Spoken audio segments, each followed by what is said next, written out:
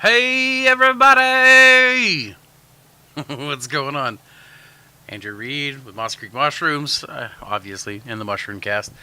Samantha is either running late or not going to make it. I'm not sure which one. She may be dying right now. We'll see. We have had a week where we have been sick. Oh, my Wi-Fi antenna fell down. That's bad. That's bad if it falls.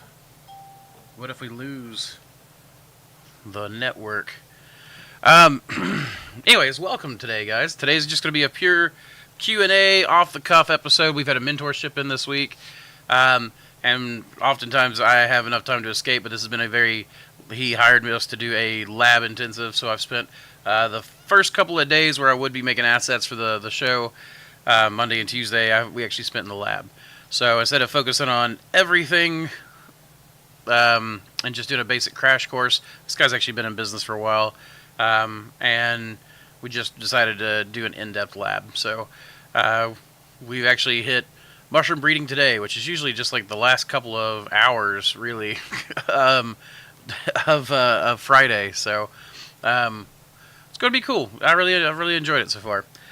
That said, it means that I didn't have anything really built up. So hopefully you guys will have tons of questions to ask me. That way I don't have to ramble on into the void and just stare right there in that little round void that gives me nothing back. And hopefully Samantha will join us. That way I've got somebody to play with. So, Cat and Max. Well, how are you, Cat and Max from Status Mushrooms? Nice to see you guys. Looks like we're building up a little bit of a crowd here. Let me check. I got a text, and I could have sworn that I had muted that. Because, there we go. That is now muted. There we go. Where have we been for like the last 2 weeks, or what? We've been, last week we were just sick. We all got what I assume was COVID going around, or some horrible flu. I had fevers and chills like I have not had in like more than 10 years. It was crazy. I had dreams that were like just crazy, like psychedelic type dreams. It was like fever dreams. In fact, Samantha said at one point, in fact, you can hear I've got a little bit of a chest cold still. But Samantha said I sat up in bed and just looked at her and was like, "We have to go north." She's like, "Why? What's north? What's up north?" And I said, "We have to go north to get supplies." And she's like, "Why do we have to go north to get the supplies?" No, I've actually not been taking my reishi tincture. I need to. Yeah, that carbonated water seems like it helps move it. What's up, Cameron? Hello, Christine. Nice to see you guys on here. And yeah, I need to take my reishi tincture. I usually put reishi, a little bit of turkey tail, sometimes cordyceps in my coffee. But I haven't been doing that for the past 2 or 3 months, so I probably need to start that back. Especially since I started a reishi regime. I'm not going to be able to speak today. Started doing that whenever I had blood pressure problems. Whenever I almost had that stroke, would have been a year and a half ago or so. And the reishi really helps with blood pressure, blood clotting, and things like that it's supposed to. So Of course, I make no medical claims, but that's the I've used it myself for that, and it was great. So we'll see how that works. Excuse me if I have a little bit of a chesty cough. There's still some of that going, and if I get excited and start talking pretty quick or anything else like that, it might start a coughing fit. So, so. When am I coming up? I don't know. We were traveling a lot earlier this year, and then basically we've had to slow that down. The nature of my business has actually changed drastically in the past 2 or 3 months. Whereas we were really 3 months ago, we were mostly block sales. But we've cut all of that out now. I've got just maybe 2 more block clients left. I'm going to try to get them weaned. And then we're just going full hog back into fresh mushrooms and, of course, the Mycelium. I'm trying to simplify my life, simplify my work life in particular. I've taken on way too much. So we're cutting out most of everything we do. And we are going really straight into culture work for our online side. We're going to be building out the new website's live. It's got a lot of tweaking left to do, but we're getting strains on there. And speaking of, we got a new strain on there. The Mossy Creek oyster is on there now. So it's in the cream and buff section. This oyster is incredible. We'll talk more about that later, but that just got added today. Pretty soon, at some random point through here, I will give you all the discount code for the next week for 20% off anything on our website. And that, of course, is just for our MushRune Cast followers. But we're going straight into the culture work. We're going to be doing monthly education, so I'm probably going to stop the mentorship program at the end of the year, and then we're going to start doing monthly classes. So people can travel for those, or we're going to even have a lot more local education. I've taught so many people doing mentorships through the past 4 years. That many of them now are starting to teach mentorships, and I think that's a really good use of their time. And if I step back and have people that I know and can trust to teach well, then I can pinpoint people over there and really focus on the culture work and the fresh mushroom game. Those two things go really hand in hand. So that's really what we're working for. I wanted to come up to you guys, talking to Status Mushrooms here. I wanted to come up earlier this summer when MycoFest was going on, but with MycoFest, I ended up having a brief relapse with my heart condition, and thought that I was, I thought I was really going to not be able to make it, so I canceled, and then ended up probably could have made it, but that's how it goes sometimes. But yeah, we'll be back up there. Yeah, thanks. The sign looks great, doesn't it? One of my block clients had that made for me, before he left to go do things on his own. So I think it looks great. He was just doing it. He had one made for himself and then had one made for us in appreciation. So I'm really appreciative of that. I think it looks fantastic. Saw your YouTube short on the sawdust grain spawn. Can you go over your process for that? Like, what's your ratio, grain, hardwood, water? It's real simple, Cameron. 50% sawdust, 50% oats by dry weight. So you have to go through and do moisture content testing. And then hydrated to 45%. And then, so it's all just added to the bag and then pressure cooked. We're doing something like 28 5-pound bags in our autoclave each run of that mix for 2.5 to 3 hours. I think I've just bumped it up to 3 hours lately. Through the summertime, we always bump our cook times up, and where the autoclave's automated, what's an extra 30 minutes to me if I'm not actually having to sit there and monitor it. Oh yeah, so I definitely need to get back. I need to get back on the reishi bad. I thought I heard you were gonna focus on wholesale outside of restaurants. I had been actually. So that was the other part. Like that's what I'm saying. Like when things really transitioned hard for us, was we went from block clients and then dried wholesale to the chefs here local, like, really wanting mushrooms. And me realizing that the strain testing I was doing was better served if I could take those tested oysters and other mushrooms to the chefs and get their opinions on those mushrooms. That was something that was really serving me well for years in the breeding program. So having that combined, like, I feel like I don't see that anywhere else. I see culture labs and I see farms, but rarely do I see culture lab farms, right? So, like, as a kind of a rule, I get to test these things in my grow room. Now, obviously, that's limited data set, but I get to test these things in my grow room, see how they perform for the grower. But then when I was doing everything dried, I was missing the flavor profile, the experiences of the chefs saying, oh my gosh, like this Mossy Creek oyster being so, it's like the Old Road or the King Blue, and that how it will grow big and flashy and beautiful with the big fat stems that are the same texture from the edge of the cap all the way down to the block. And this thing is so aggressive. So, for instance, like, I had some King Blue that was blotching in the grow room. Maybe 1 out of every 5 blocks of the King Blue was blotched. Mixed in with that was the Mossy Creek oyster in its testing phase, not a single one blotched. And even though, I could see that the flies were treating them both equally, the fruit flies, that Mossy Creek that's a great data set for the grower, right? But getting it to the chefs as it went this week. This week was the first week that it really went to the chefs.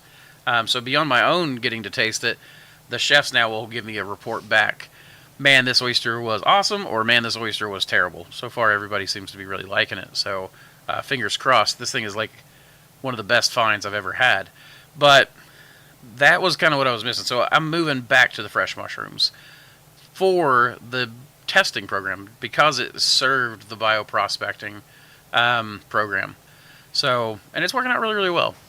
We're also going to be doing a pretty heavy enoki production, just because I found that Appalachian enoki, and that thing is so productive at such warm temperatures. I can grow enoki all year round with it now, I think. Okay, let's see. Yeah, with the little relapse, it was really quite fine. What happened? You'll get a kick out of this since you know a lot about nutrition and working out. My relapse literally came from summertime came on. I continued lifting weights.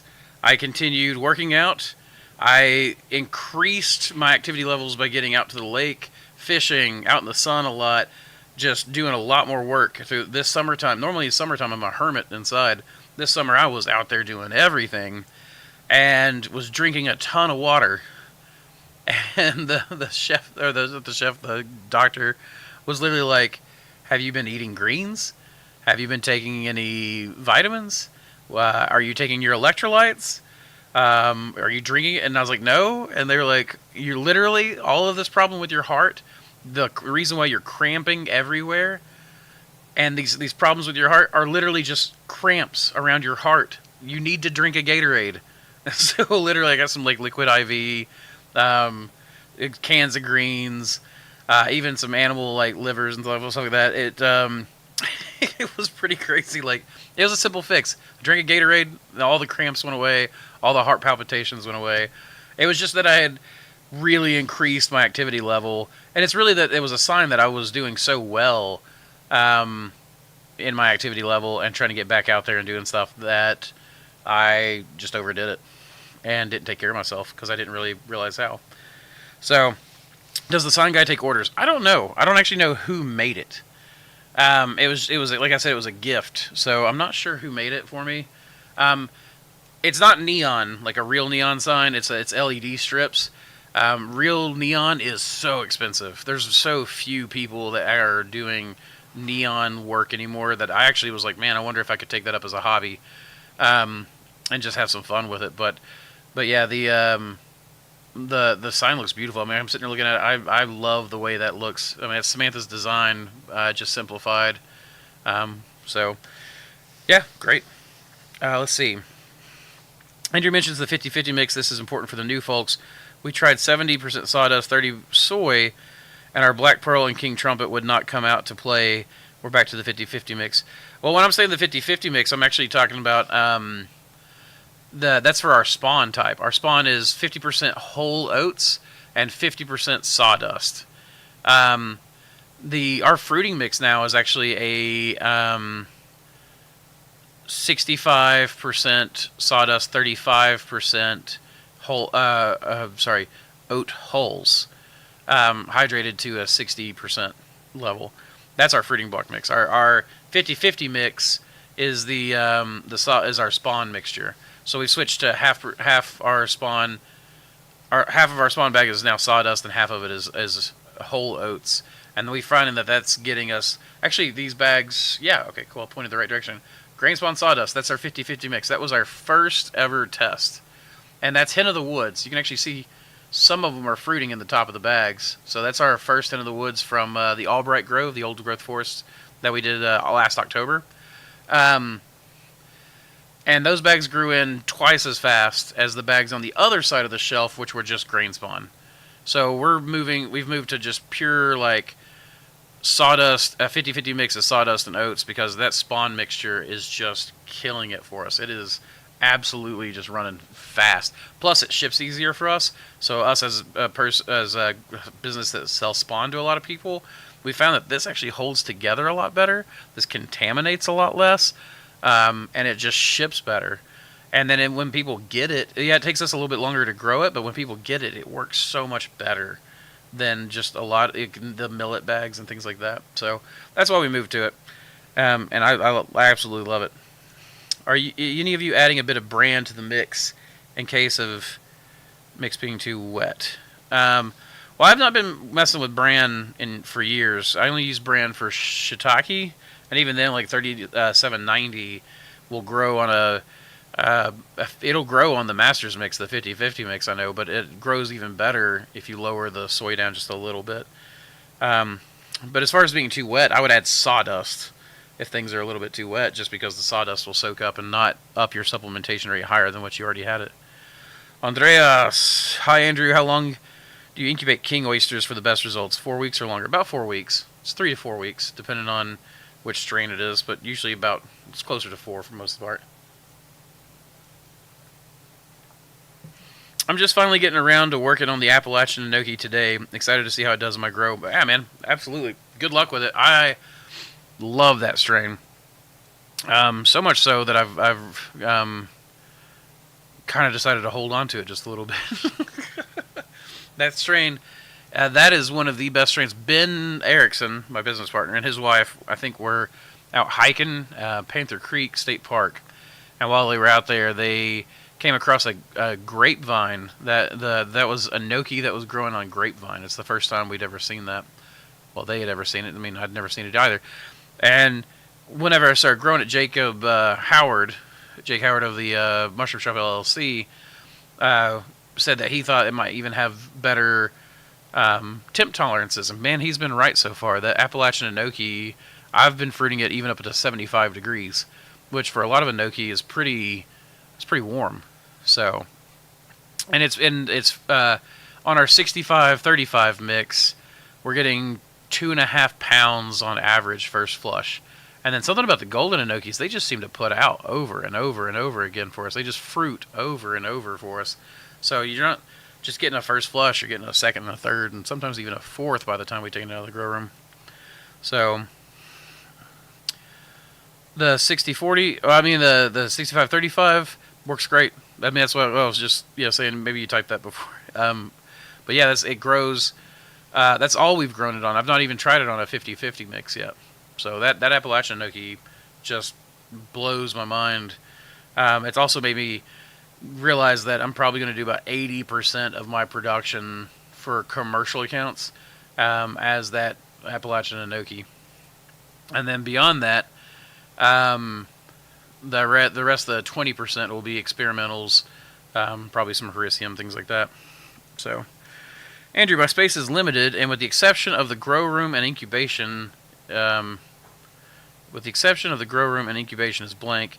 Is it recommended to combine lab and inoculation areas to keep block production dusty separate? When you don't you? You should be inoculating.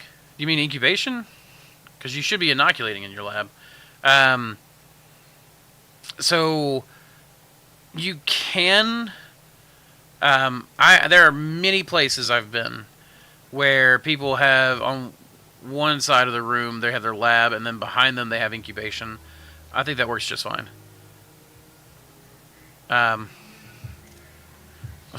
Hold on a second. I'm gonna have to do a little call here real quick. Because that music will get me shut down. So you guys get to hear me call my son. Anyways, I also can't see the chat until I come back to that.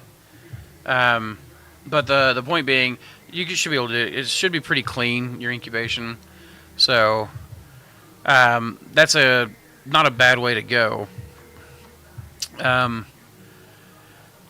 He's not gonna answer. He never answers me after work. Let's see. I'm gonna try this again. You guys are getting to see business calls. I'm calling Ben right now. That's his boss over there. Though Ben's not here, I might be able to get him to call. So we'll see if we can get him on the live stream. Let's see. Because that'll definitely get me demonetized. Hello, Andrew. Hey, Ben. Can you call your employee and have him turn his music off? That's like super thumpy. Oh, you're doing your live stream, aren't you? Yep. I mean, in fact, people can hear you right now. Oh, neat. Yep. Hi, everybody. Hi. Everybody say hi to Ben. Hi. But yeah, if you'll call him and ask him to cut that off. Yep. Bye-bye. Thank you. Bye. Oh, the Mossy Creek drama here. Oh man, he does like hip hop. I love hip hop, man. I'm a big fan. A$AP Rock is my favorite. Not A$AP Rocky. A$AP Rock. You know, I like some good old school hip hop too. Jurassic 5. All right, so let's see. Where was I? Oh, on the combined, yeah. So, you know, I wouldn't put it in your production area though. If you do, then you need to cover your lab up with a sheet of plastic, things like that. It'll keep it from being covered in that dust. The guy who mentored me, Hugh Brewer, he had his lab at one point on his back porch outside. And what he did was he just kept it covered in a plastic sheet. And then when he got to go use it, he would just throw the sheet off, turn the fan on, let it run for a few minutes, wipe his area down, go to work, be done, cover it all back up, turn it off, and man, his work came out clean. Hugh was the one that really showed me how people really overcomplicate this stuff. You know, you see these people, one of the bigger companies, we're not going to say who, that they get in the lab and everything's stainless steel and they're wearing Tyvek and they're wearing the face mask and all you can see is their eyes and they look like they're building a NASA satellite. And then, you know, it's just not necessary. It's just not necessary. You're overcomplicating this stuff. People grow good quality mushrooms in mass in third world countries with little to no infrastructure and little to no of the fancy stuff that we've got. So if they can do it, who are we to say that we can't do this stuff with all the fancy equipment we have? I mean, golly.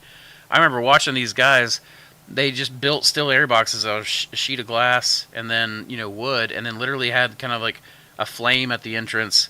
I've seen people make still air boxes out of cardboard. When I was in college, our first year for microbiology, which was the only year I took, you know, we just worked open air. And you can produce really good, clean work that way. You have to be careful about how you do it, and it's more about technique that way. But I mean, I'm always following the side of technique over technology, anyways. So if you're smart about how you do it, you can put your lab pretty much anywhere. You can get away with a lot of stuff, but you have to be really intelligent about it, and you have to really work your technique down. So, hope that answers your question. Oh yeah, 50/50 is your grain. How is your king oyster and black pearl like the 65-35 mix? The 65-35 mix for the black pearl seems to do really well. I don't grow a lot of black pearl. I grow some kings through the wintertime, those giant kings, and I only grow those giant kings because the chefs, they can get the small kings from the bottle farms.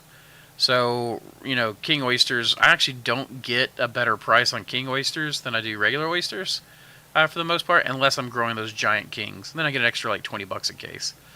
And when I say the giant kings, I mean they're about the size of my forearm. If you ever see the pictures of like Kim Jong Un, maybe it was Kim Jong Il, but they were going through North Korean mushroom farm, and there's these walking down. It's like literally those big long sawdust bags, and there's these giant king oysters coming out of that. That's what mine reminds me of. Is just gigantic king oysters.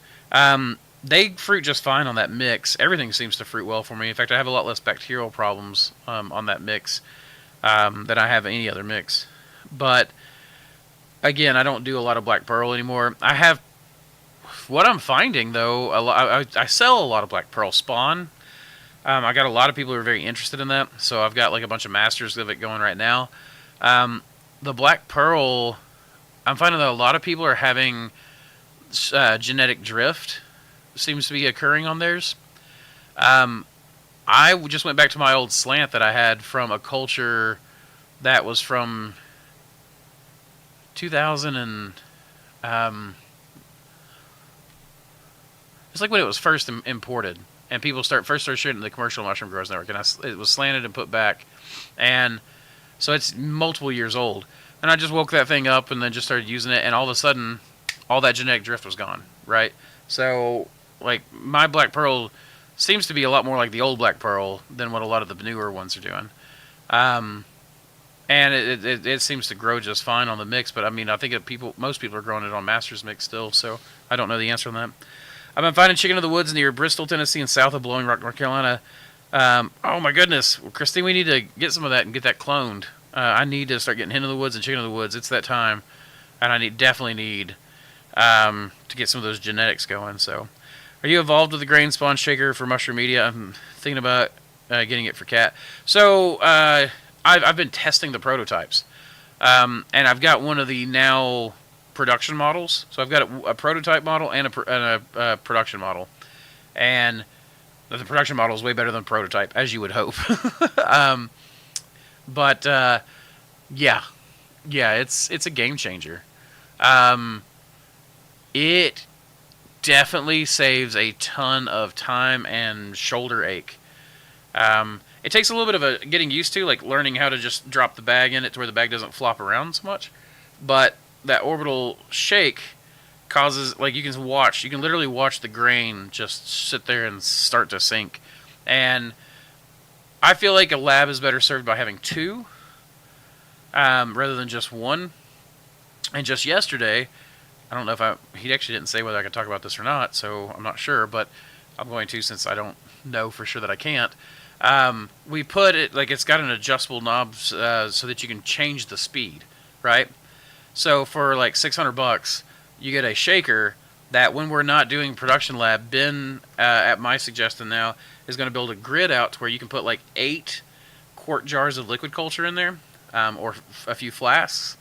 And then just basically in your off hours, you just drop that in, put those jars in, and that orbital shaker will now stir your liquid culture for you, and you can do multiple at a time instead of having to have a stir plate. So I think that's super cool. Which means that now that $600 investment becomes way better, because now it's getting to pull double duty the rest of the time. But I think it's badass.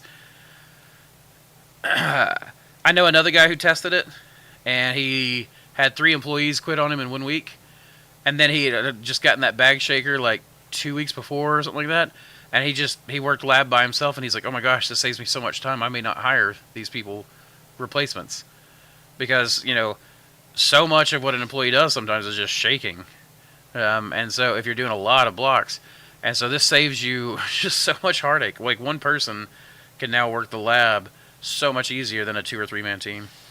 It still goes faster with a 2 man team, but are you still using pellets? Absolutely, I'm still using pellets. I use pellets for everything. Standardized. Pellets are a standard product, and I love my standard products. For those of us lucky enough to have a Thor bagger, we have to use pellets. It's true, but It's also that labor savings makes up for the material cost. Hey, Mossy Masters, good to see you doing these again. Question for you: last week you talked about enoki. I grow them, but top or side fruiting they smell musty, and quality packaging is difficult. Um, but top or side fruiting they smell musty. You're saying like they smell musty no matter what on that? I don't know. They shouldn't smell musty because mine smell a lot like apricots when I pick them. Mine smell like strongly of apricots.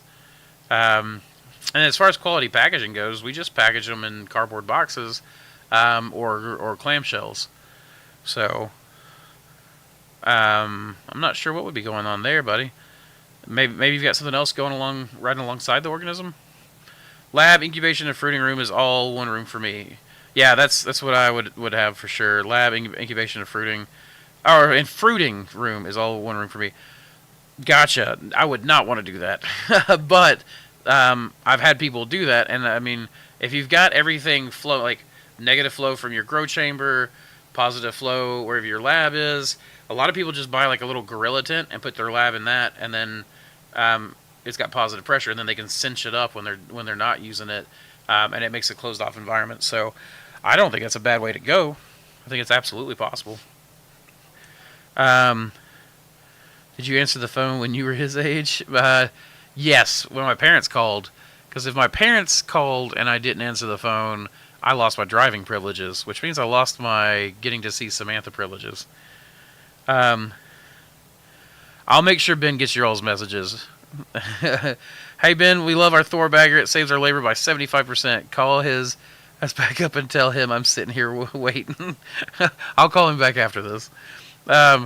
I still do my lab work in a closet with my flow hood on a plastic Walmart folding table. Yeah, man, mine's a wooden table. I literally do my lab work on a wooden table with a resin coat. Like, you don't need to spend all this money. You can literally just put some stuff together, and it works just as well for way cheaper. What we call that is the legitimacy trap. When these people are donning these suits and they're donning the masks and they're showing you pictures of it and things like that, that's just legit. That's just the legitimacy trap. It's legitimacy theater. Sandblast cabinets make great solar works. Absolutely, they do. I mean, what do you think most of our HEPA filters are made out of? You know, a lot of times. I would think you'd have a stronger strain if you're not coddling it too much. Well, that's true, but you still want it sterile. Like in the beginning, like maybe in the fruiting blocks, you want it to fight a little bit, but you know when you're producing like cultures or spawn, you do want to coddle that some. Maybe not coddle the cell line overall, but there is a certain time period where you have a what we'd call, I guess, like an influx point, and you want to make sure that you're being very careful at the beginning of that because every little bit of work you do here is magnified out here. But then once you get out here, you can let the mushrooms do all the work. Let them fight. I mean, a lot of times we'll have blocks that, for example, we bought some spawn from Lambert's. Their golden oyster. I wanted to trial it against a bunch of the wild ones that we were doing. So I bought a 20-pound bag they sell. Samantha and I started busting it up and using it. And what we do, because it's such a big bag, we bust up a little bit, use it, bust the next layer down and use it, and keep on going. Samantha got down to about the core, the very center of the bag, and the very center was entirely green. And when that happened, we're like, oh crap. So we went ahead and ran out the whole thing. But all that entire rack of golden oyster that we did, all contaminated green. But you could see where the grain had landed, there was healthy mycelium in a lot of places. When it does something like that, we just roll the shelf out onto the front dock where it's in the sun and stuff, and just see what happens.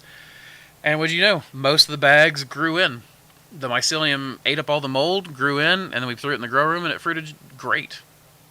It was delayed by a week or two, but we still got those mushrooms. So, just didn't get them at that same time. Did you use corn cob before? I've never used corn cob. I've never found a good source for it, but I've heard of a lot of people using corn cob with really good success as their carbon source. You still often, unless there's like corn left on it, a lot of times, or it's green and got plenty of nitrogen in it, you'd want to use it as a roughage. We worked out of a chopped up tote steel hair box. I dream about flow hoods and Thorbackers, though. Well, yeah. And I mean, I started off just doing open air because that's really all I had. Sterilizing agar in the microwave. One dish at a time. The way I was taught by the lab tech in college. And let me tell you, it was not 100%. And it took me a while to bootstrap it. But eventually, I mean, I went from deeply in debt, deep student loans, no money. 2008 was kicking my butt. I'd get a job for 3 months and they'd close the contract. I'd get another job through 2009. They'd close the contract. Another one. So I had, literally, I was trying to figure out how to grow mushrooms on the lab work side with no money. And so I get it. I absolutely get it. And what's cool is the mushrooms made the money to buy all that stuff. What's up? I did. I called you to ask him to turn his music off. Yeah. But thank you for coming and checking. Alright, Yeah. Yes. let me know whenever you can play music again. Okay. Probably won't be till about 6 o'clock, Collier. What? Probably won't be till about 6 o'clock. Where was I? Well, people from third world countries laugh at us and the amount of tech on our farm. We're in the middle of putting in a gravity-fed conveyor belt to take blocks from incubation to fruiting. Yeah, and I don't hate the technology. I love the technology. I love all of it. I want a cryogenic storage system for my gene bank so badly, and I'm going to have one. I'm saving up for it. It's going to cost me about $25,000. It ain't cheap. But then, actually, I found some systems on eBay that might be cheaper. We'll see. But the point being, I want these expensive tools. I want all the tools. I went through the computer I'm streaming from and the mics and stuff that I've done. This is a video editing gaming PC, right? It is not a cheap computer. I got this because it helps me with my work. But I paid cash for it. I didn't go into debt for it. And that was thankfully the mushrooms. You don't have to sink a ton. In fact, I'll put it to you this way. I was sitting in the lab the other day, and as I was working, I was burning, flame sterilizing the scalpel and cooling it, and I was cutting, and I was doing this, and I was just kept putting them out, and was working up slants and all these plates, and I'm sitting there just one at a time, and slowly the thought kind of hit me that nothing I was working with was really that technologically advanced.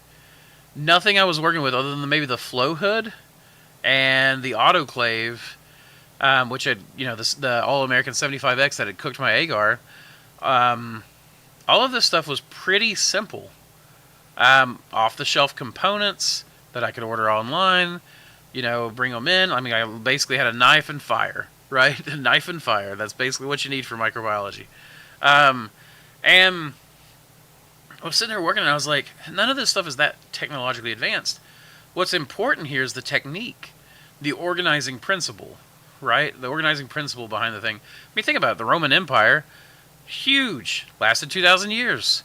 Not that technologically advanced, comparatively. What they were great organizers. Great organizers. Not saying they were like nice people, with all the slaves and stuff, but they were great organizers, and they were great system builders. And they were great with working with what they had with technique. And I was sitting there looking at it. It's really just the technique. It was really just the idea of what I'm sitting here doing is very technique heavy. It's not about the technology. It's very much about the work that I'm doing. It's about the work that I'm producing. It's me here putting in reps. That's the important part of the work, of what we're doing. There are people doing what I'm doing with various levels of technology, various levels of technical inputs, all of us working very differently, but what was most important was the work we were producing. I don't know, it hit me as profound. I know it's a very simple statement, and it's not really like that profound of a thing, but it's just kind of amazed me that we can do such important work, such work with such productive power. We can do so little work and then receive such a big benefit with stuff that's not necessarily that technologically advanced. I mean, even a HEPA filter, we think of that as technologically advanced, but if you look at it, that's like 1940s, 1950s tech, right? Autoclaves have been around for what, 1800s, maybe even longer. The theory we're working with off germ theory was Louis Pasteur. What was that, 1700s? Like all this stuff is old stuff. It's about what we're doing with it, the accessibility we have to it now. So I don't know. It just blew my mind. It was very, very kind of hit me weird. The problem is it doesn't mix up the culture, so you just get a slug of mycelium at the bottom of the jar. Oh, if you're talking about the orbital shaker, well, the idea is that you put it in there, and then when you have liquid culture that goes in there, that's all fine and everything, it should roll them all into a nice boba. Typically what you have, what I've seen with the orbital shakers is you're not getting any shearing or tearing action. It's just taking all those like hundreds of little bits of mycelium that you've put in there. So really, maybe blending it would be a good option to go first. But you throw it in there, and then those, as they're going, they grow and they roll, and they create all those little bobas. Much the same way the aeration tech that we've got, that we've used and developed. Really, I did not create aeration tech. I just made a very simple, off-the-shelf component way to make it cheap. But that creates all those little bobas as well. It doesn't really have a lot of tearing and shearing force. You're just getting those, and what that creates is a culture that is made for a free pour rather than a drawing kind of culture. Let's see. Will there be a bagger shaker combo package? I don't know. I don't sell them. I don't make any money off of them. I wish I made money off of it, but no, I don't know. I would hope, from my understanding, Ben would like to one day do a farm on a pallet. Where you get Thor, and then you get other things added inside the Thor and around the Thor and wrapped up around the Thor. So maybe there will be. I would call Mushroom Media and ask them. Do you know where I can buy organic soy pellets in Tennessee at a decent price? Well, that's a long state. Samantha, if Samantha was here, I'd have her tell you the answer on this one, which was she found a list of suppliers of all kinds of grain. But I don't know the name of the list or where to get it. And all I know is she showed it to me. As far as organic soy pellets in Tennessee, well, yeah, you can get them from Mushroom Media Online. You can get organic soy pellets from Mushroom Media Online, and they're in Tennessee. They're here in the same building. They're right next door. I've got a guy in incubation right now shaking bags. I love saving labor, and it looks like we'll need to invest in the Thor shaker. I actually wonder what they're going to name that. I don't know what they're going to name it, but it's awesome. That shaker definitely saves labor. What do you think of those fruiting block bricks from 10 Mile Mushrooms? I think that they're really good for hobbyists. I don't think that it's really that good of a commercial thing. I haven't used them, but it seems to me like putting a brick and then a measured amount of water in a bag is a great way to start, maybe, if you want your material costs to be higher and your labor to be lower. But then get a Thor and then use pellets as soon as you can afford it. And the Thor will save you the labor cost. Placing a brick inside of a bag is going to take as much motion as me putting a bag up to Thor and hitting it and getting everything dumped all at once. So it's about what you can afford. I don't think that they're a gimmick. I think they're a good way to go, but I think that it's a small farm and hobbyist option. And it's a convenience thing. I don't really think it's a good commercial solution. That said, I'd be willing to test them. Hey, 10 Mile, if you want to send me some samples and let me play with it and see if it'll change my mind, I'll be happy to. One thing I always say though is, anytime I test a product, I reserve the right to my opinion. So if I don't like it, I'm going to say I don't like it. That said, if I don't like it, I probably won't review the product on them there just to be nice to people. I don't like to crap on people most of the time. Are you able to sell your culture to Canada? Yeah, absolutely, Shelly. You should be able to just order it right off. Our Canada and Mexico should be able to just order straight off our website. All of North America. North and Central America. Well, down to Mexico. But any other international... Actually, we accidentally had it to where somebody from was it France ordered, and I've got to call them back or message them and let them know that they're gonna have to pay the international rate. Apparently, when I built the new website, or Samantha and I built the new website, we forgot to add what that all the other countries can't order, because usually we do a PayPal invoice for that, and then we do international shipping. Because when we do international shipping, we have to provide a phytosanitary certificate, and do a little bit of extra packing. So, and pretty much at this point, if we're doing international orders, other than Canada and Mexico can still do liquid culture, but everywhere else, we're pretty much making it standard. You have to order slants.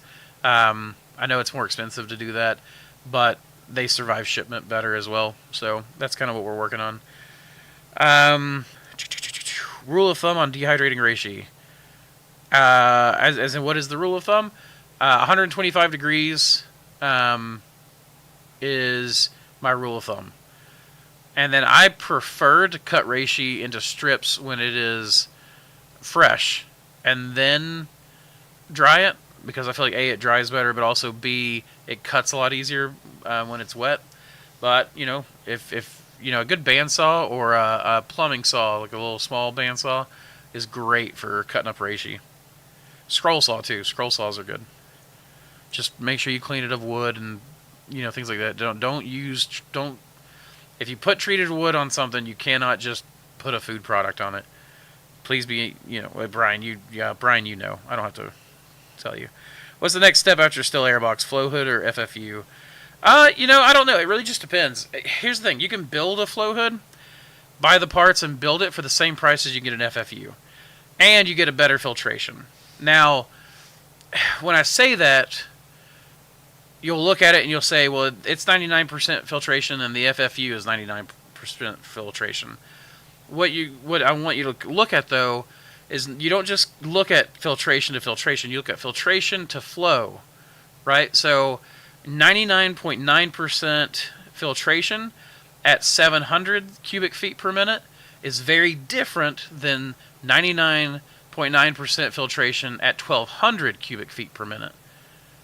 That last one is doing a 500 cubic feet more per minute at the same filtration level. If you took that other one that's 99 at 700 CFU and then ramped that fan up to 1200, the filter would not perform the same. So FFUs are meant to work in conjunction with other FFUs. They will work. I've seen people run commercial operations off of them. I've got no problem with it. I think FFUs are a good solution. I think that if you're handy, buying a filter and a squirrel cage fan, or if you know someone who's handy, and then building the cabinet box out and making sure that like reading about the plenum, or just obviously copying a design that has the proper plenum in it, will get you a better unit for the same $1,000 spent. If you buy a $1,000 FFU versus $1,000 buying the parts and building a $1,000 HEPA filter, flow hood, you'll get a better performing flow hood. You'll get better performance for that same $1,000. If you're not handy, the FFU makes perfect sense to me, and it still works. Now, granted, it's not the same, but it's about as wide as it is long at that point. I just like going for better flow, or better filtration at a higher flow for the same amount of money. But in part, that's because I have built my flow hood. I'm not that handy of a person. I can't cut a straight line when it comes to cutting wood. I can build stuff, and I have built things. I built this table, but I used pallets to make the frame. So, it's kind of a what's going to work best for you kind of thing. I don't think that there's a one-stop answer there, or a one-shot answer, or a silver bullet solution. If you're unsure of yourself, maybe go from the still air box to an FFU. Use that for a while, and then when you're ready to upgrade, spend $2,000 and buy a flow hood. You know what I'm saying? You can use that FFU to make the money, because an FFU is going to perform better than a still air box most of the time. So with each step, you can get better performance. And you can use that FFU for 2 or 3 years until you can afford an Air Science flow hood or a Fungi Perfecti flow hood or a, Air Pure, or I can't even remember all the companies now. Bonsai Filtration oftentimes has really good deals. Check out Bonsai Filtration. Oftentimes they've got really good deals. And sometimes I think if you call him, he's got used models that are like lightly used that he'll sell cheaper. So just check him out. I really highly recommend them. Let's see. Would having the white suit setup be needed if you're selling to pharma, etc.? Now, there might be reasons there. If you're selling pharmaceuticals or a USDA product, FDA product, there may be some requirements there that, obviously are going to change things. Those are going to be regulatory. Even then, though, there are people I know that sell to pharmaceuticals and don't have to worry about all that stuff. So I'm not sure. I guess it would just depend on what regulatory agency you're having to deal with and what their regulations are. Obviously, I'm not like a big fan of that necessarily, especially when it's unnecessary. But if it's necessary for you to hit a regulatory thing, then I think you should definitely go with it, because oftentimes dealing more heavily with regulations will set you into a market that's a higher paying market. So, if you got to put on some legitimacy theater there to get into a higher paying market, then do it. I would do it. So, excuse me. When growing oyster mushrooms, what supplements do you use in the substrate? The main supplement I use is just oat hulls. But you can use soy hulls, you can use wheat bran.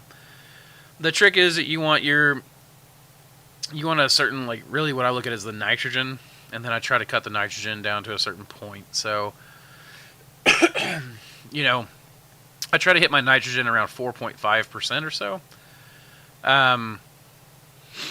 Let's see, soy, I think, if I'm correct, soy hulls are somewhere around 9%, or maybe I'll have to do the math again. I'll have to look at the nutritional profiles of things, but it's somewhere between 4 to 9%, I think, is what I normally try to get my my supplements to.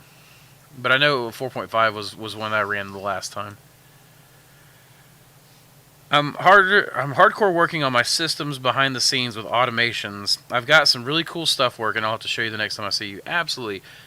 Yeah, Cameron, I need to get you the date for the get-together. We're not doing the full big get-together this year. I'm just doing like a Southern Growers Convention, I guess we'll call it. So, I've got some people from, we'll do Atlanta, some people from West Tennessee, East Tennessee, Carolinas, that kind of stuff. We'll have the get-together for those folks, but I'm not planning on doing a big one this year. We got like people from Johnson City, like Bryce and those guys are coming. So maybe you can tell me a lot about show me some of that stuff when you get here. Farming mushrooms. Farming a box was my next thought. Yeah, that's exactly what I know. Ben's working on some of that stuff, but I'm above Chattanooga. Okay. Then you must not be too far from beyond the Veil. They're somewhere between Chattanooga and Knoxville, I think. I'm not sure. Is your farm... what is your farm name? It's not Akasha Silver, is it? That looks like that must be a jewelry account. Which, by the way, I love silver. It's like it's one of my favorite metals. M2L Films, you use supplements. If it has a ROI, I'm all for using some. What supplements would you put in that category? We do not currently put in any supplements for this reason. No ROI. Let's see. Mushroom Media Online calls it Thor Electric Bag Shaker. $600 with free FedEx to lower. Okay. Sorry, Canada. For the free shipping. Okay, I didn't realize they were calling it the Thor Bag Shaker. I mean, works for me. Let's see. Yeah, absolutely, Frank. Much love. Thank you. Soy hull is the supplement. Thanks for the clarification, Eric, and thanks for the questions. M2L Films. I was thinking more like adding peptides and other things as a supplement. So there are people, interestingly enough, and I thought about trying this, but I haven't done it yet. I saw in the Black Book, Growing Gourmet and Medicinal Mushrooms by Paul Stamets, that he had nutritional supplement lists where they had like, I think it was cod oil or cod liver oil or um, fish oil and uh, fish meal and things like that. And I was like, interesting. Okay, I know that I've seen people grow cordyceps on like steak and eggs and things like that. And if the fish oil is sterilized, then it shouldn't go bacterial, and the mushrooms would therefore eat it. So it made me wonder how much that would cost. Sure, fish meal is expensive, but if it takes away less of the fish meal, it may actually be cheaper to use because it's going to be fish meal is going to be insanely high in protein, and it's going to have a lot of micronutrients too. So, would that be a good way to go? I don't know. That might be a good supplement. I've only used the same basic supplements everyone else has that are agricultural waste, but I think that there's a couple of experiments that we're starting to run here that are more expensive per bag, per 50 pounds. It's more expensive than the supplements we're using now. But when I calculated out the nitrogen ratio, which nitrogen is a protein-bound molecule, so really you can go by protein content a lot of times, and the nitrogen in some of these, even though it was like $10, $15, $20 more per 50-pound bag, the amounts you would have to use actually ended up being way cheaper. So there's something that we're going to work with, and we're going to trial it out for sure. I don't know about bone meal, just because bone meal, I mean, it'd be a calcium supplement. I don't think there would be much in the way of nitrogen in bones, but I could be wrong. I mean, I'd have to just look at it. There's also stuff like urea. You can buy nitrogen supplements, like literally just an agricultural fertilizer.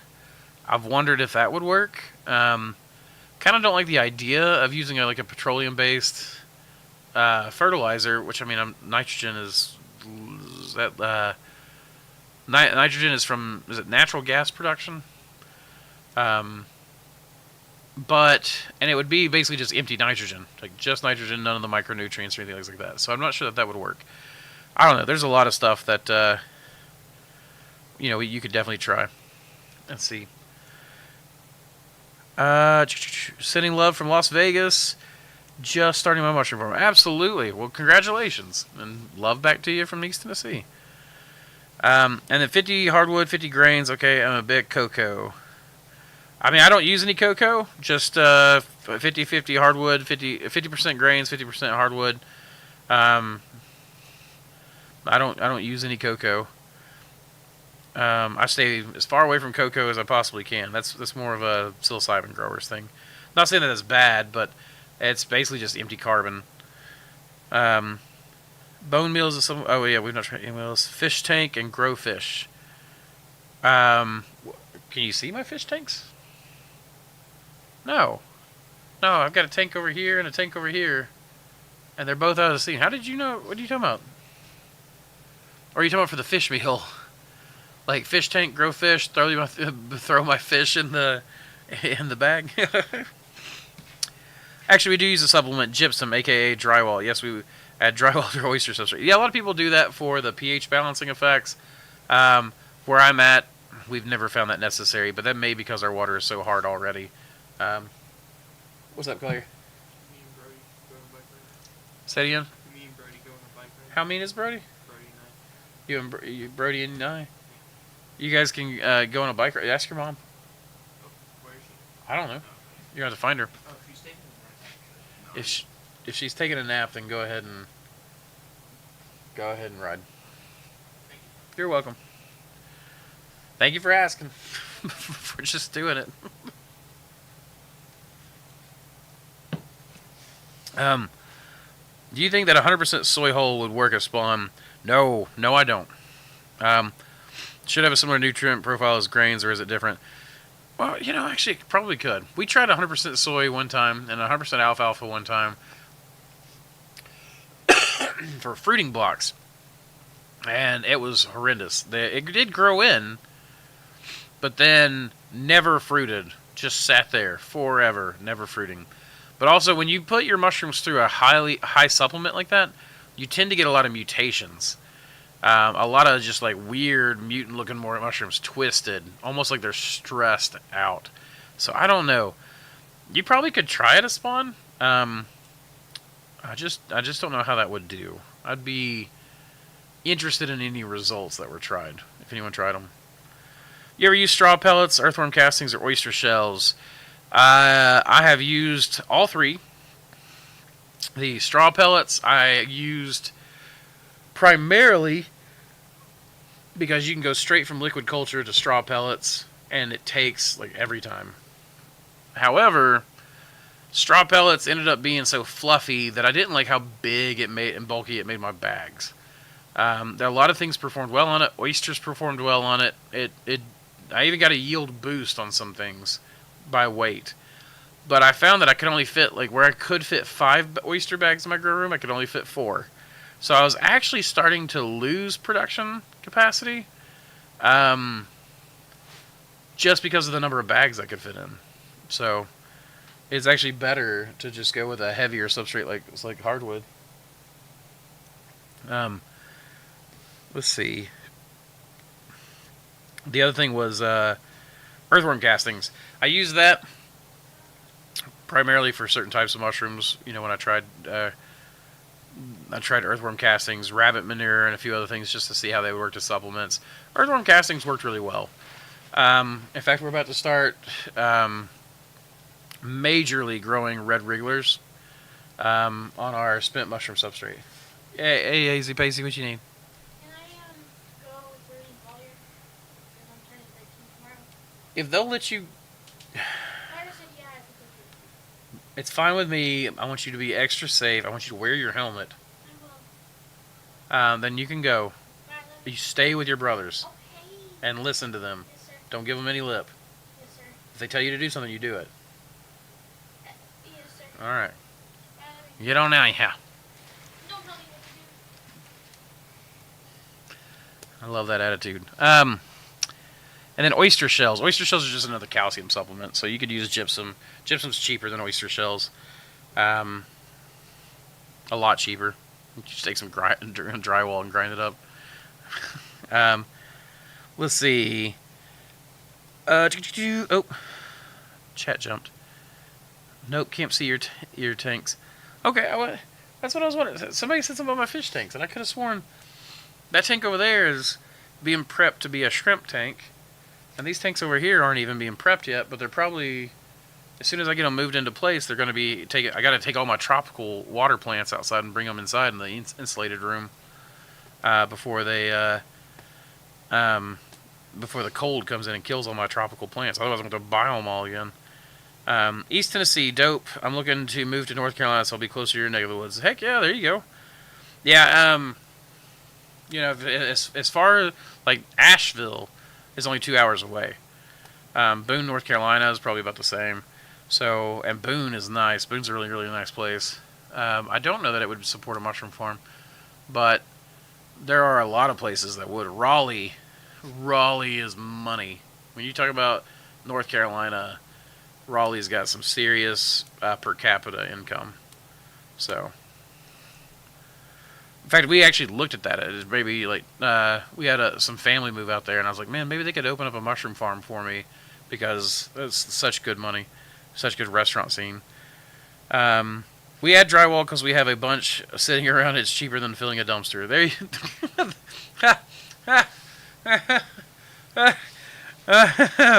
Oh my gosh, just one bag at a time. I love it. It reminds me of like that scene from that prison movie. I can't remember when they're trying to escape and they're digging it out and they put like it's like an old prison movie, right? And they have like a waste bucket and they're literally like spooning out earth and putting it in that bucket and then their waste on top. And you're just one little bucket at a time getting rid of a pile of drywall. I'm sorry, they just really got me tickled. Hey, ho, mushrooms have got to grow. That's right, everybody. What's up, Marshall? Sorry, they got me tickled. Now it's going to get me coughing. Oh my gosh. Hi from South Wales, UK. Been following your channel for some time. Learning lots and now setting up my grow area. Ready for my first fruiting blocks I've ordered due in 2 to 3 weeks' time. Heck yes! You're Welsh.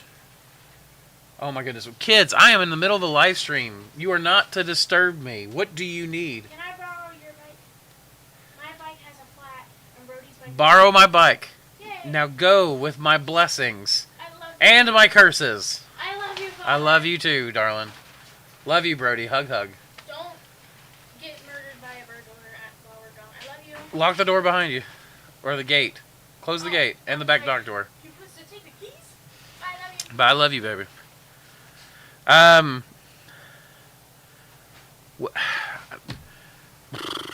don't remember. It's about Wales. Wales. Oh, starting a farm. Heck yeah. Does your farm name have like a ton of vowels and then consonants all put together to where it's unpronounceable? Lime bath versus pressure cooker for you. Pressure cook. Heat treatment is effective. Lime pasteurization is mixed. I'm not saying you can't do it. I'm not saying it can't be done.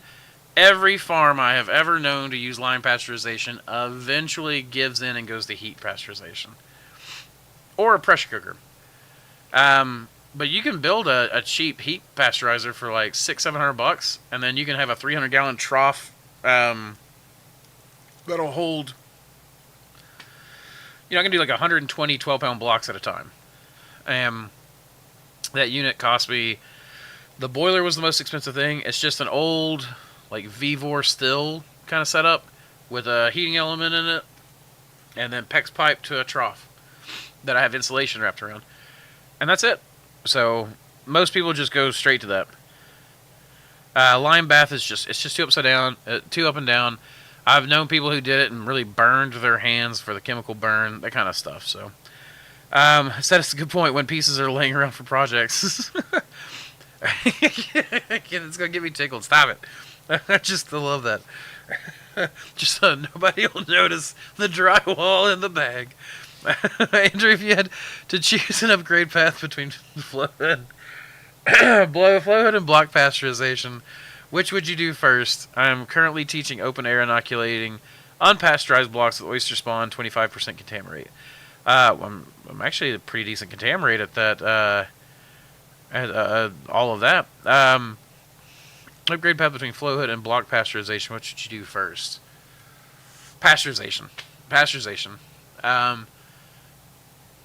The pasteurization will at least get your localized environment clean, so that when you inoculate, if you inoculate heavy, your mushrooms will probably outgrow anything that you introduced during the inoculation process. So to me, heat treatment is the best way to go first, and then you can move. Then you can use, as you lower your contam rate, your losses will add up in profit, and that profit can then be rolled into a flow hood. But right now, you can do a steel air box, or a steel air room. Really, you can go buy a gorilla tent for a couple $100, pop it up, go inside it, wipe it down, clean it, let the chemical, if you use bleach, let that dissipate. Put your blocks in there that you just pasteurized, and then work in there. And that way, any mold that's falling down from outside or anything around, that room's going to be cleaner, right? If you're going to do it indoors, turn off the ventilation to that room, like clean it down, vent it out, turn off the ventilation, let it sit for 20-30 minutes. You could even do, I forgot the spray, but you can walk backwards and do like a light misting spray, and that will all fall down. And as that falls, it helps to grab things out of the air and go. And then you can wipe the surfaces down, and then you can work in that still room. Just don't use alcohol or anything in that, because you don't want to build up a bunch of fumes.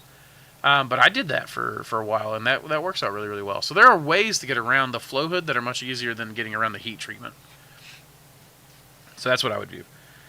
Oh yeah, bike riding with the older kid. Yeah, she is dying. She's like, I am a certain age now, Dad, and that means that I'm allowed to do things. And I'm like, you are a young lady. No, you can't do things, and yes, you have to wait longer than your brothers did because you're a girl, and that's not fair. But that's the way it goes. 15% total loss. The rest beat the contam and fruit fine. Yeah, so that's the thing, right? A lot of things will be contaminated. So if you're working with aggressive stuff and you work only with the most aggressive thing, heat pasteurizing will allow you to still do your open air transfers with lower contamination rate than your 15%. And then those profits that are realized from that can then easily be banked and rolled into a flow hood, which will then further reduce your loss, which will then further increase profits. And then once you've paid that flow hood off, you've got the saved profits from the pasteurization, the saved profits from the flow hood now, and now those get to be bankrolled into a piece of equipment that automates things or makes things easier for you, or shakes bags for you, or bags things for you like a Thor bagger or whatever, that then save your labor, which then gets further banked, profit reinvested, etc. You get the cycle. So, there's a mushroom farm in Boone. Is there really? I didn't know that. I'll have to check them out the next time I go there. My tattoo artist is in Boone. Speaking of, it's about time for a new tattoo. When you put blocks to fruit and cut the bag, do you fork the mycelium to help it fruit out? Nope. I don't do anything. Basically, if you ask me if I do this or don't, my answer is usually going to be don't. I'm a lazy mushroom farmer. Guys, we've been at this for over an hour, and I have forgot to do anything as far as assets go. So, since we've been doing this for an hour, and you guys have been with me, and we've got a few people with us, let's just go ahead and go to our discount. Our discount today is MushRune. If you go on our website and you order anything, and you use in your discount code area, MushRune, that's MushRune, for the MushRune Cast, you'll get 20% off your total order. It can't be used with any other coupons, but it's 20% off. If you order a $100 slant, it's $20 saved. If you order multiple LCs, that's money saved.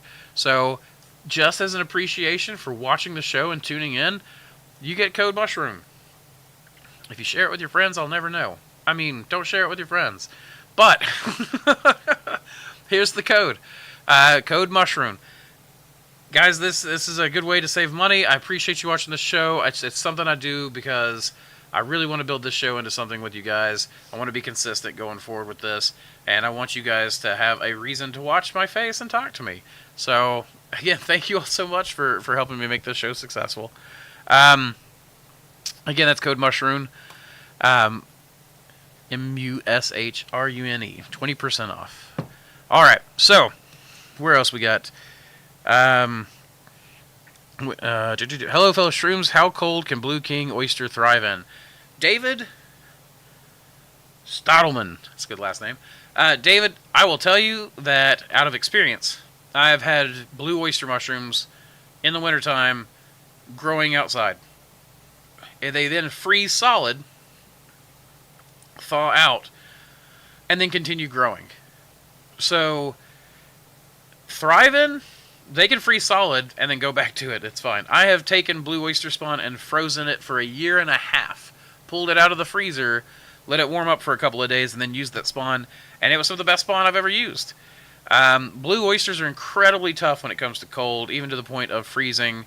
They seem like they're just down to clown with the cold. But if you're talking about thrive as far as like how can I mass produce oysters, and at what's the coldest temperature I can mass produce oysters at? About 55 degrees. Your oysters are going to move pretty slow at 55, but you're going to get some of the most intense color and texture you've ever had. However, you know, blue oysters, I have found 65 degrees to be the sweet spot to be able to grow most tropicals and most cold weather species and still get a large amount of color when you sock the light to them. So, hopefully that helps. We strive for a loss of 5% or less. If anyone wants to chat about how to get a low loss rate, hit me up. Yeah, Cetus has been around for a while, so they've got quite a bit of experience. Back in the day, I used to consider 10% to be acceptable. These days, I like to keep mine around 1 to 3%. Here recently, through the summer, mine almost always spikes up to about 5%.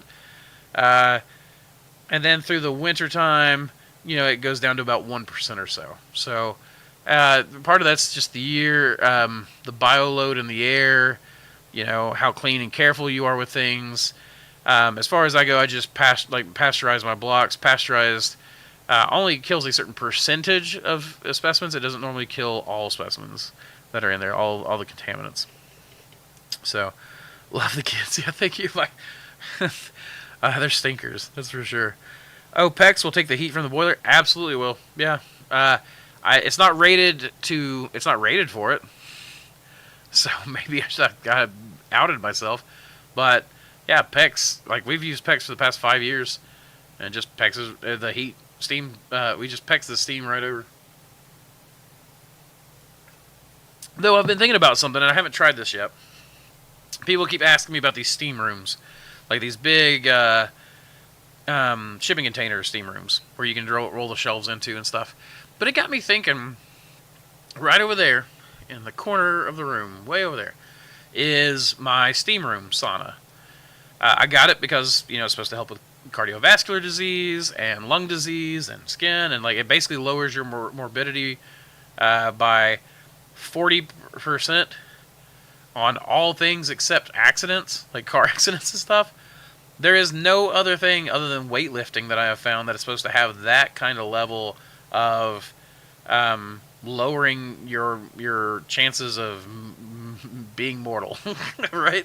So I hit that steam room every night, almost religiously. In fact, a lot of times I'll turn on like Templar chants or Gregorian chants or some more Druna, something like that. But sit in there. But point being, that steam room is just a gorilla tent with it's a tent with mylar lined on the inside. So it got me thinking, because over here mine, I've got the green foam, like this whole room is insulated in, and I've just got those sheets of green foam on the top and the sides and underneath it to help keep it insulated. And I was thinking, why don't I just buy like a 10 by 20 gorilla tent and put some sheets of that green foam on the top and the sides and underneath, and then load shelves of blocks in there, and then just PEX pipe the steam from my boiler right into there. I think that would really work, and it would be a lot cheaper than a shipping container. You're talking about $200-300, maybe for the 10 by 20, but you wouldn't even have to go 10 by 20. I mean, that would be a lot of blocks. But see, my 300-gallon trough, I've got layer on layer on layer. That's how I get all my blocks. So there's a solid mass in the core that takes way longer to heat up than everything on the outside. And I don't mind that so much because we've got the cheapest electricity in the country, so it doesn't really bother me to run. If I want to run my boiler at 9 kilowatts for 48 hours, it only costs me like $6.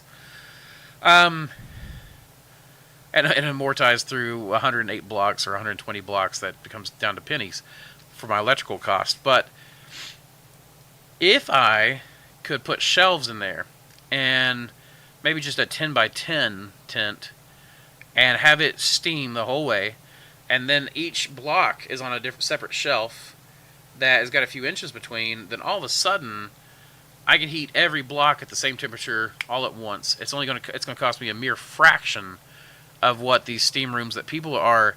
I've seen people use the shipping containers. They usually spray foam or do something to try to stop up the gaps. The gorilla tent's already got cinch cords for its vents and gaps and things. So, and honestly, if you opened up the vent on one side and then piped in from the other side, that way you get the steam to go in the direction you want. It would fully mix.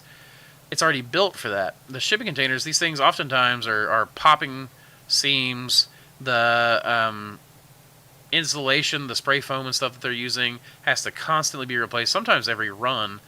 And then some people got some really well-built ones, but those are expensive. And I'm just thinking, man, this could be a cheap option for people. So I'm about to test that. I haven't tested it yet, but we'll see how it goes. Okay. I guess I got into something and people started talking. Isopropyl spray. What about isopropyl spray? What's your favorite rune? My favorite rune is this one. And that is Samantha's rune. And that is on my finger because I am married to her. So that's my favorite rune. You might say, so that's an odal rune with the force projection. It technically stands for home, and then the line down the middle is a projection of force outward. So my wife, that allows me to focus on the outside, kind of thing, basically. My wife who takes care of stuff at home, who makes things where I can focus on what I need to focus on. A good helpmeet kind of thing. Do you break up spent blocks for compost or just throw them in straight? Usually just throw them in straight. Well, kinda. You guys always ask me questions, and I never am able to just give you a straight answer. But it's I like nuance. We throw them in a pile, but oftentimes we stomp around in that pile and it breaks them up. The most ingenious method I've ever seen is by Dumpster Juice Alchemy. His mushroom farm name, his Instagram handle is Dumpster Juice Alchemy, and then he's got a farm that it's something creek, Doe River, as in DOE, doe like a deer, river fungi. I think it's Bryce. Bryce is a badass, beautiful man with a beautiful mustache and a beautiful beard. It's insane. But Bryce lives up in like Johnson City area. He does one of the most brilliant things I've ever seen. He does dumpster diving, but he gets all this like food waste from all these places. Like, I mean, they're throwing away, like Whole Foods, for instance, throws away so much food. But what he takes is these the goat panel wire and makes these big round cages, and then puts the compost in them. And I've seen people do that before, and then even like grow potatoes and stuff in it. But like, he just starts throwing his mushroom blocks in that round, and then he throws all the food scraps he finds in that round, and then basically it's like full. And if I understand correctly, or if I remember correctly, he's got like these big chicken tractors, and then he puts the chicken tractor over that round, and then the chickens just have at it. They go through that and they start digging through it all. They pick out all the grain, they pick out all the bugs, the black soldier fly larvae, the fly maggots, the everything that's after all the food, the watermelon seeds, the tomatoes, the rotten stuff, whatever. They're turning the entire compost pile for him. They're laying eggs the whole time. I don't think he has to feed his chickens at all. And then he used to plant his gardens in those spots after they had turned black, right? After the chickens had turned it and worked it and killed all the grass and everything. But then after I think he said what he found was that even after all of that, he had volunteer tomatoes and watermelons and everything else, and they're in that mushroom compost. They're in like the richest garden he could have possibly put. And he does like no work. It's brilliant. He gets free eggs, free vegetables, takes it all to market. Honestly, I should have done something like that. So he it's really better to just scratch it down. And yeah, you can freeze spawn for sure. I've done it. I did a test where I froze spawn for 6 days. 6 hours, 6 days, 6 weeks, 6 months, a year, and a year and a half. And all of them worked. So, all of them came back. Trading the Future Markets. Interesting name. You guys are the best. Thank you for all the info you shared with all these. Just absolutely, thank you. Question, if you don't mind. I don't mind, that's what this is for. Do you have an ideal fruit weight you prefer to get per pound of substrate for blue oysters? So, I don't actually know per pound, but I can tell you. So, I like to get at least 2 pounds off my first flush on a block. And that's a 12-pound block, right? So, 12 pounds of substrate, divided by 2. Or no. That's not right. I did that backwards. Sorry, I did that backwards. I was in special ed math. I have a mathematical learning disability. Don't make fun of me. Or make fun of me all you want. I don't care. 2 divided by 12. So what is that? About 0.1. So 0.2 of a pound per pound of substrate. That's wet substrate hydrated to 60%. So I think I did that right. But yeah, I like for a 12-pound block, I like to get about 2 pounds first flush. That is not my best. That is not my ideal. That's like my minimum. Some things I might even get like 1.75 to 1.9 if it's like a golden oyster or something like that. Some of those can be kind of light. Golden oysters also do kind of make up for that by the fact that they'll produce over and over and over and over again. So, and I always do my numbers at first flush. If I can't make money first flush, I don't grow it. I never know if I'm going to really get that second flush or not. And I like the second flushes and third flushes to be just total profit. So, that's where I'm at on that one. Yes, you can freeze spawn, and after it thaws, it grows very well. Yeah, absolutely. Tropical species that spawn can be frozen as well. No, Christine, no, they can't. I'm sorry. I guess I should have made that point. They are some tropical species probably can be, but like pink oyster, you can't freeze pink oyster spawn.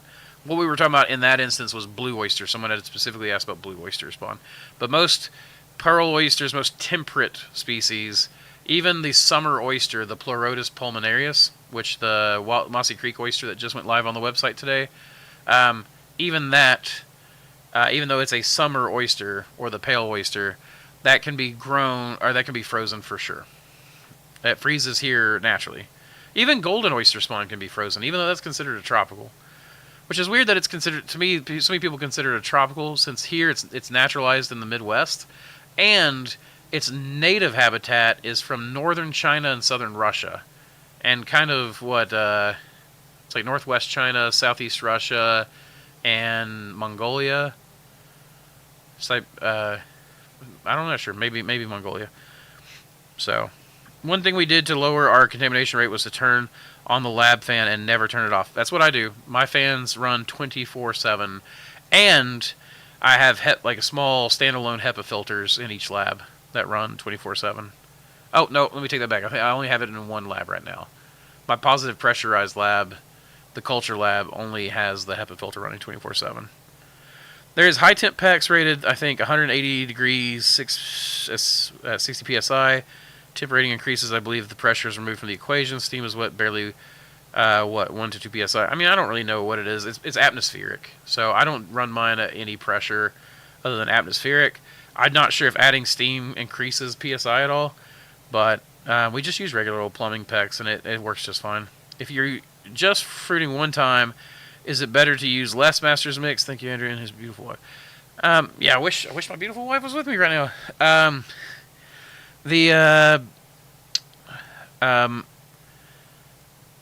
I use 65-35, so my supplement's at 35%. So instead of the Master's Mix, which is a 50-50, I think even TR, the creator of the Master's Mix, has moved to something like a 70-30, 70-30, 60-40 mix or something like that.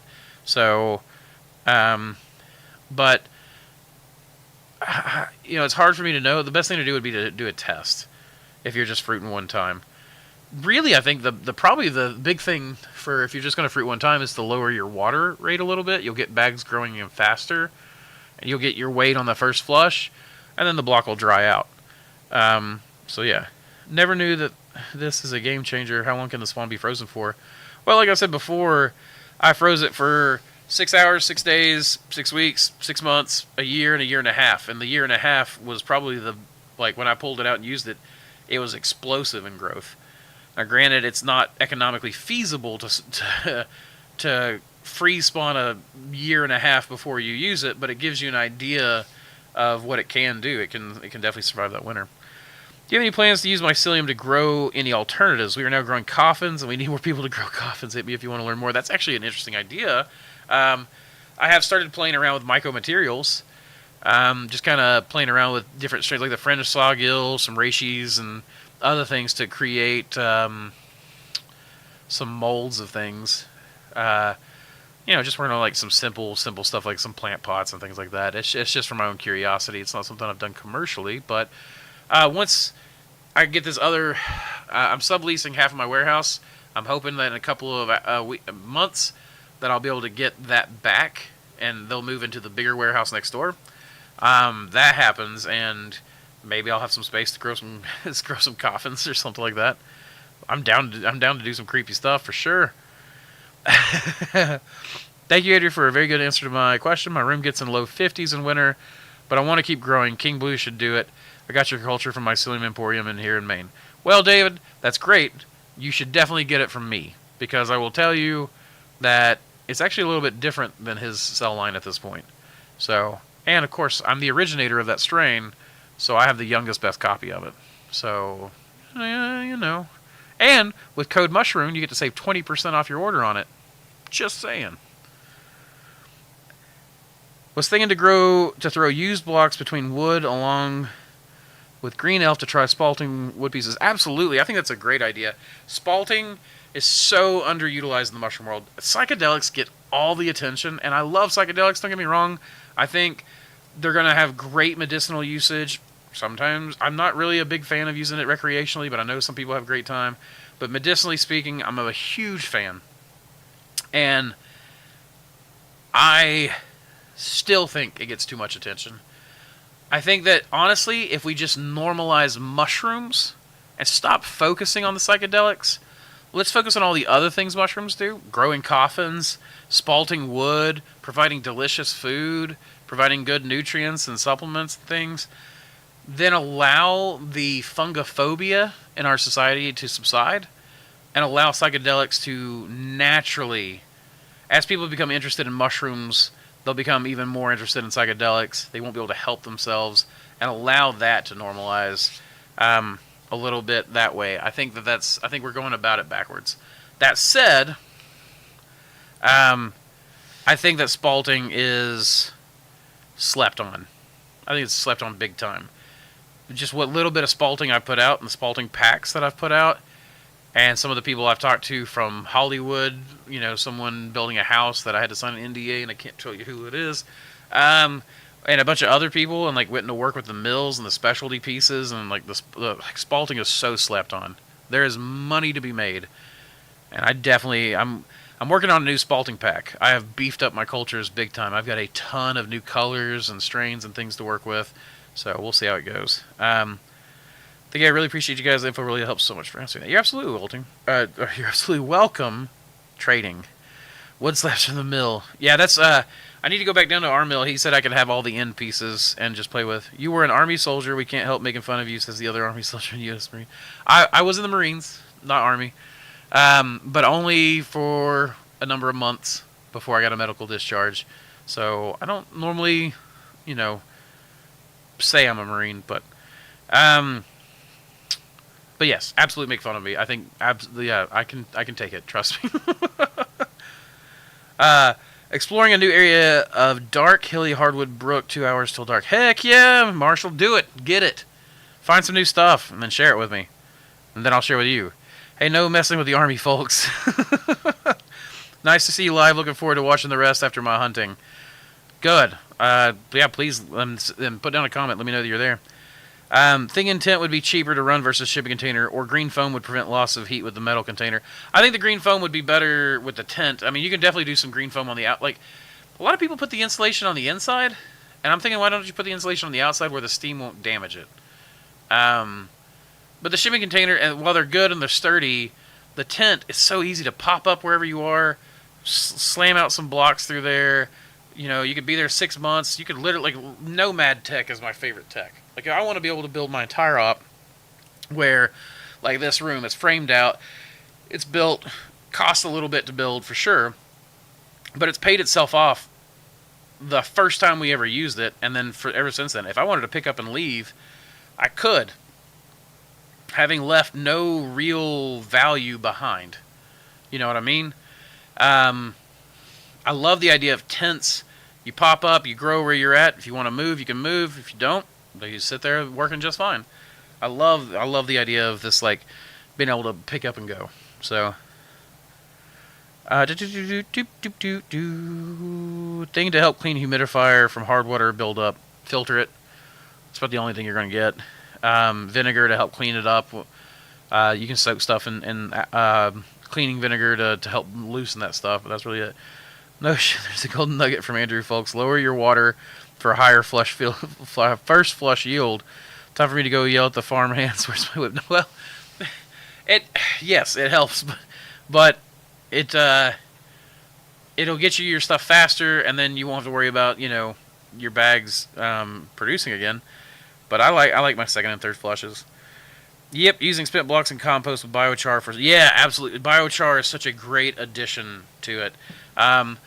I'm in the process of building a red wriggler and nightcrawler farm, and then in the summertime it'll be for black soldier flies as well.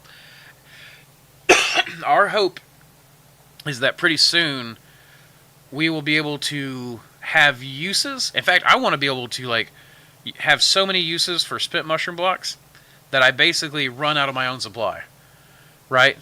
But this idea, like, I'm insanely obsessed with this idea that we have it backwards with mushroom farms. The real value is in the spent substrate.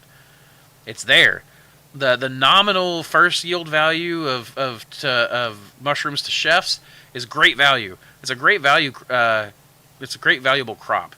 We have insane margins compared to other, like, like especially commodity crops.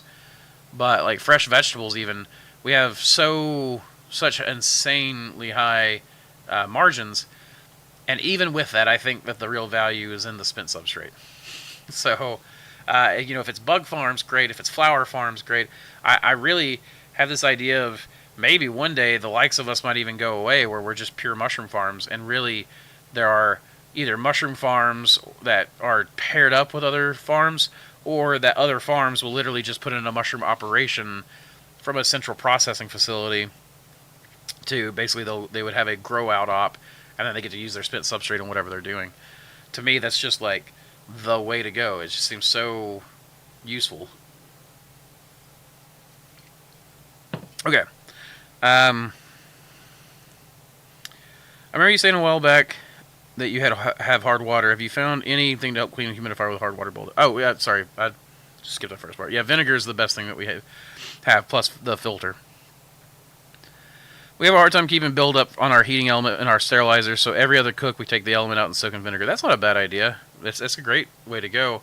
We just kind of chip ours off a little bit.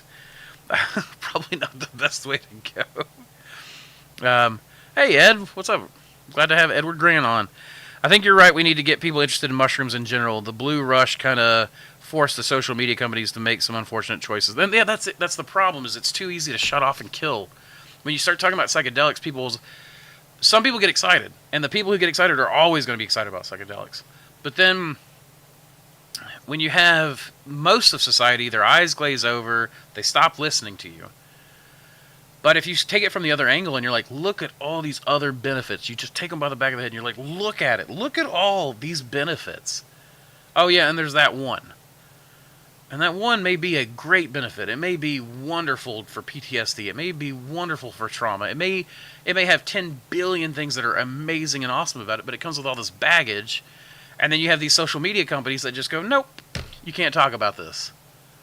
But if you're talking about food and medicine and other things, all of a sudden you can talk about it. And then that natural curiosity, everyone knows about psychedelic mushrooms, everyone. That's, as a farmer who goes to markets, or anytime you tell any of your friends that you're a mushroom farmer or a mushroom grower or interested in mushrooms, what's the first thing they always ask you? The good kind, right? Do you have the good kind? Do you have the kind that will make you see things? Do you have the kind I used to take at the Pink Floyd concerts? That was like the question I got asked most at market, was about these things. So if you have like this 15 other ways to get people interested, the natural inclination will be to be interested in that. We don't have to push that. We're pushing the Sisyphus rock up the hill, and then it just rolls back on us every time they shut us down. Just stop rolling the rock up the hill. Get everybody interested in it, getting everybody putting a hand on that rock, 15, 20, 30 people, and they're just like, they don't even know they're pushing the rock up the hill, right? It becomes so easy. That's a bad metaphor. I'll come up with something later. But I'm passionate about that. I'm passionate in part because I used to have cluster headaches really, really badly. One dose. And my, quality of life was immeasurably enhanced. Not another cluster headache ever again. What a wonderful thing. I should tell everybody. I should shout that from the rooftops because it's such a wonderful thing. It took me at a point where I had no quality of life. The only time in my life I'd ever, even been, had suicidal thoughts, because every time anything happened, multiple times a day, I'd have this cluster headache where I'd be walking along, next thing you know, white flashes, and then I'm in the floor crying from the pain. And that one dose was great. I love it. I think it's great medicine. But everybody's eyes are just going to glaze over the moment you start talking about them. So it's not an effective message. But I get passionate about it just because of that kind of stuff. Let's see. Okay, vinegar. I'm on it. Yep, absolutely. Cleaning vinegar works great. The distilled vinegar Works great for cleaning the hard water off. Dude, you stood on the yellow footprints. Be right. I did sit on the yellow footprints, yeah. And got, in fact, if you want to know, I arrived on a bus where I was the only person that stood on those yellow footprints at first. I got there early. The rest of my platoon didn't arrive until like an hour or two later. So I had a drill instructor here, and a drill instructor here, and a drill instructor here, and a drill instructor here. And the hats were all just pushing my head around like crazy. It was a horrifying thing when it happened. It's a wonderful memory for me now. Hell, I just became a little more proud of and for you, brother. Oh, thank you very much. I appreciate that. You tried more than many others. If the EGA was pinned on you, even better. Semper Fi, brother. Thank you. USDA is proactively looking for fertilizer products. Interesting. I will have to look into that. That's very, very interesting. Huh. I hadn't heard that. I've had farmers market managers seriously ask me to see if I had any psychedelic ones for them. I've had chefs. I've had a ton of chefs ask me, especially whenever, what's that Tennessee, the music festival that happens here? I can't remember all of a sudden. There's a music festival that happens. Every time that comes around, every chef, every supplier, market manager, every farmer asks me, and I'm like, I don't talk about this. They still are when the grant is open. I believe the USDA will open another grant spring 2025. Nice. Okay. Cool. We'll have to look into that. I'm always wondering about grants. I probably should look into them somewhat. It'd probably be a good way to go. I will buy from you. I thought they had your blessing. They do. They have my blessing. Absolutely. I gave them those strains. Well, actually, let me take that back. At first, he didn't have my blessing. He was selling the strains, but he was like selling King Blue, and then the picture he had was of like a regular blue oyster. It wasn't the King Blue oyster. So I told him, hey, if you're going to sell my strain, can you put my name on it, and then can you use my pictures? And he did. He did use my pictures, and with that, he had my blessing. So, in fact, I think I do get a kickback. It's very small. But I do occasionally get a kickback. In fact, normally it's such that if I ever order a strain from him, I'd usually just get it for free at this point because, I don't get the kickbacks very often. So, or at least they add up a little bit, and then I just trade it. I got your Pathfinder and some Hericiums too. All the potential of mushrooms are my absolutely, yeah. Pathfinder is amazing. Pathfinder is a really good one. Pathfinder really opened my eyes to the different phenotypes of oysters because. It grows in that tulip fashion. It's another one of those oysters that's got that long stem. I think that it's Pleurotus aspeni. Aspene? But I think it's the aspen oyster. I'm not sure, but it's definitely... It was found on Aspen in the Washington... In the Olympic Peninsula? No, not the Olympic Peninsula. The Cascades. I think. I'll have to ask Charles. He's the one that found it. I've got it written down. But... That one, he found that one in the mountains while he was, like, backpacking, we'll say. He was doing field surveys for the Park Service, and he found this mushroom, and it was too old to eat. So he was sitting there eating his sardines, and he had a cardboard box around the sardine can, and he dipped that in a mountain stream, and opened a plastic bag, rolled up the stem butts of that oyster mushroom in the sardine, I think it was King Oscar sardines, and then put that in a plastic bag, put it in his backpack for another 7 days, and then when he got home, mailed it to me, and then I cloned it off the cardboard. And that's where the Pathfinder oyster came from. It was incredible.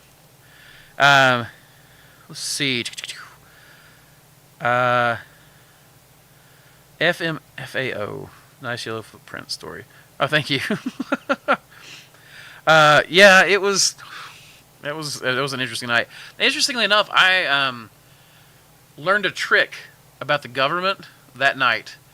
I had packed my Bible with me at that time.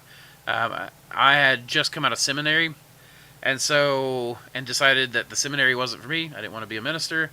So I decided fuck it, I'll be a Marine, right? And so I got there, and they allowed me to keep the Bible.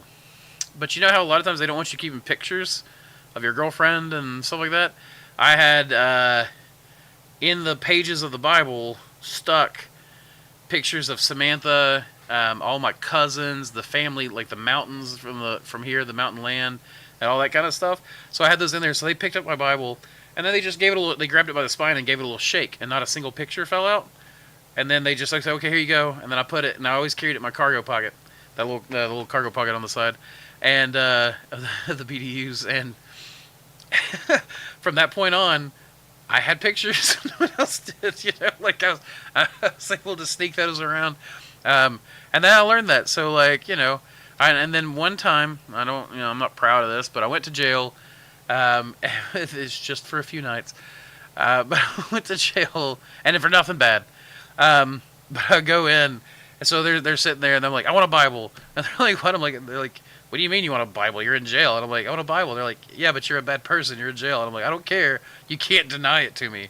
So they gave it to me. So that night, I remember as soon as I walked in, all the guys like in the tank there were like, how are you, a padre? And I'm like, I did go to seminary. So yeah. So they're like, all right, well, everybody was bored. So they're like, read to me, padre. So I just sat there and read aloud the whole time. And it was hilarious because after that, everybody treated me great. Everybody treated me like I was a rock star. Oh man, it was just like driving on a suspended license, and then it was on the weekend, so I had to stay a couple nights in. See, nothing bad. It was back before I was responsible and kept up with my insurance and stuff. Cetus producer grants just opened for the South, and there's a REAP grant for the biodigesters. That's something else. I'm ordering biodigesters. I'm literally shopping for them right now. I'm going to do a test on using spent substrate and how much methane gas can I produce on spent substrate, which is mostly ligninous material.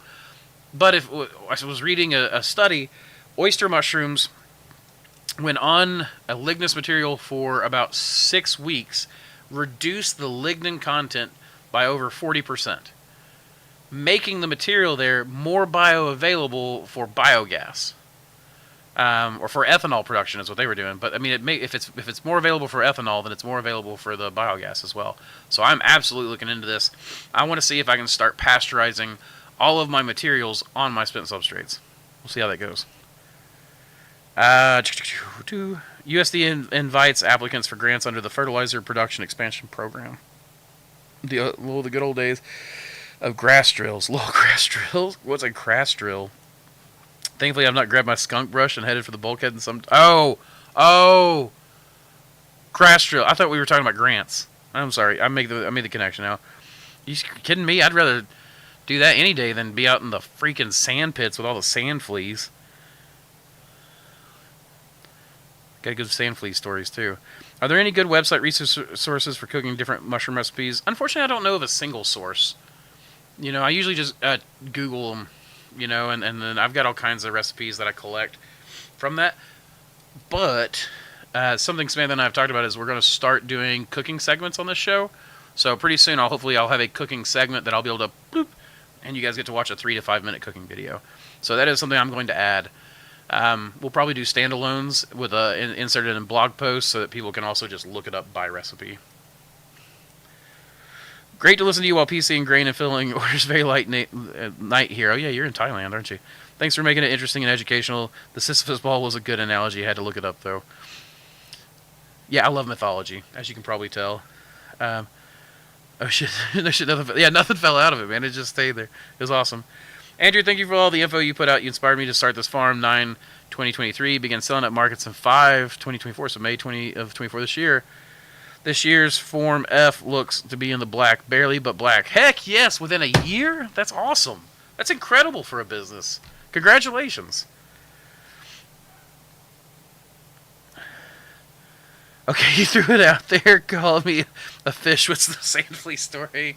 All right, so it's not too much, but like we're literally, which I don't know. I assume that you went to Paris Island, but you could be a Hollywood Marine. I don't know. But we were standing at oh gosh, okay. So we were out there doing rifle drills, and then somebody did something, I can't remember what, but we had to stand there, rifles out, right? And you're just standing there staring the whole time, just locked in, and they're making us hold it out, and of course people start shaking and doing everything else.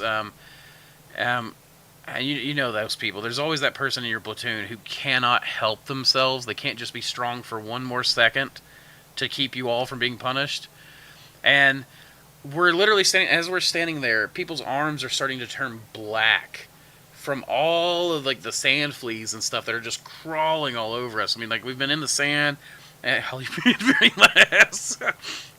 So we're sitting there and like just holding it still, and man, your arms turning black.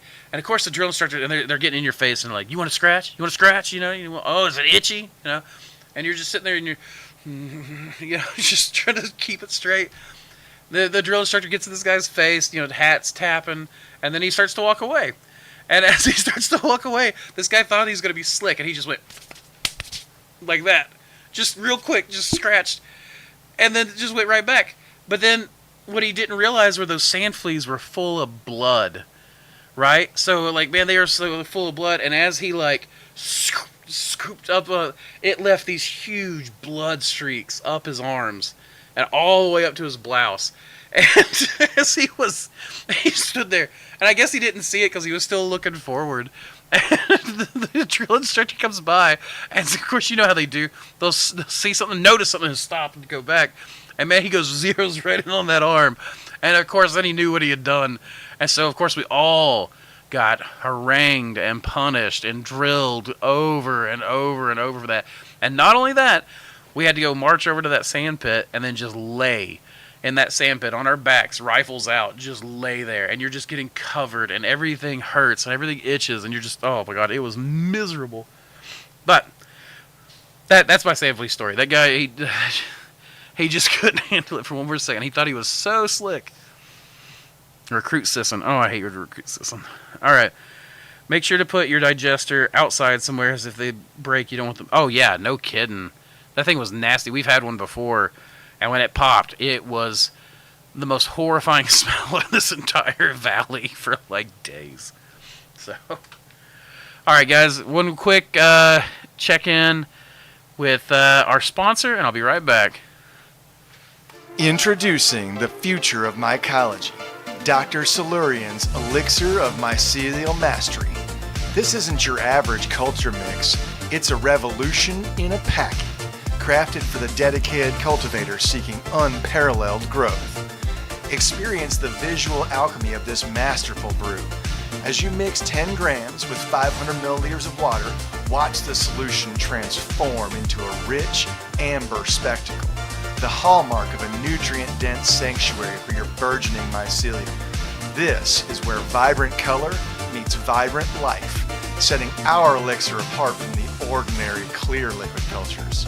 Prepare to be captivated. Mix 10 grams of Dr. Silurian's elixir with 500 milliliters of water, add a stir bar for thorough integration, and sterilize the blend at 15 psi for 45 minutes. Once cooled, introduce your favorite culture into this perfectly prepared, nutrient-rich environment. Watch in awe as the elixir works its magic, unveiling a mycelial masterpiece before your eyes. Choose Dr. Silurian's Elixir of Mycelial Mastery for a mycological adventure that's as visually enchanting as it is potent. All right, there we go. Dr. Silurian's Elixir of Mycelial Mastery. It's our LC premix. That stuff's so good, though. Really makes a nice amber color.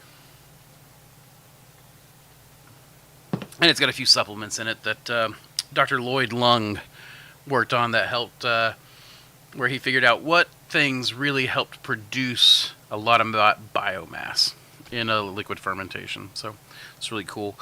Also, really quick, I want to talk about here. I've got a little slideshow there for you. There you go. That is our Mossy Creek oyster. This thing is beautiful. I wonder if I include, there we go, the pictures. It's got these little dots whenever it matures. It produces really big fat stems. It is now on the website, and it is live and available for purchase. But this thing it's one of my new favorite things. Between the Old Road, the Cumberland, Now the Mossy Creek, and of course the King Blue. These things are going to go through a breeding program together. I'm not convinced they're all the same species, so we'll have to see. Old Road was found in the dead of winter, which makes me think that it's an Austriatus. King Blue is an Austriatus. Mossy Creek is a Pulmonarius, and I think Cumberland might be a Pulmonarius, but I'm not sure. It was found in August, but it was found in a cool part of a valley, so I'm not entirely sure. But this thing is it's a beaut. It's very flavorful, and it's a super good texture. So brand new to the website as of today. Again, if you order it, don't forget to use code MushRune, MUSHRUNE, so that you get 20% off. I really like that oyster, man. It's my new favorite thing ever. So, excuse me. So, I could tell till you said after the video it was an actual. I couldn't. I gotcha. Yeah. Well, that's the thing, right? I wanted to sponsor ourselves, but I want to do it professionally. I want to make sure that we've got some there. And some of the liquid culture, I'm seeing dark blobs. Is this normal? I've had some and still need to do a petri dish exam for contam. What do you mean by dark blobs? I don't like chunks of mycelium, or is it like a bunch of tiny little stuff? Because ours leaves like a sugar residue in the bottom, a precipitate, as you might say. Like I think that's the right terminology. Is that basically the sugar? Think of water molecules as a bus with a certain number of seats on it. The materials that we use fill those seats up and some more. So you basically have a solution where all the seats are filled, so there's a little bit of overflow, and they're not attached and riding on the water. They're no longer water soluble, right? They're sitting out. And that can be normal.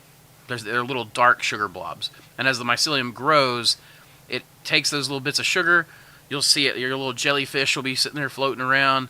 And then next thing you know, there's little blobs of sugar attached to it. They disappear. The mycelium grows. That sugar is just the carbon source. And that carbon is used to make the chitin and materials for the mycelium as it grows. So that could be it. Some dark blobs, I don't know without seeing what you're seeing or having a thorough description of it, I'm not really quite sure what that could be. But there's probably a few things it could be. Oh crap, it's almost 6 o'clock. I should have done a lot more like sponsorships and stuff like early on. So, tell you what, since we're there, and I don't have another question yet, I'm going to hit one more sponsor.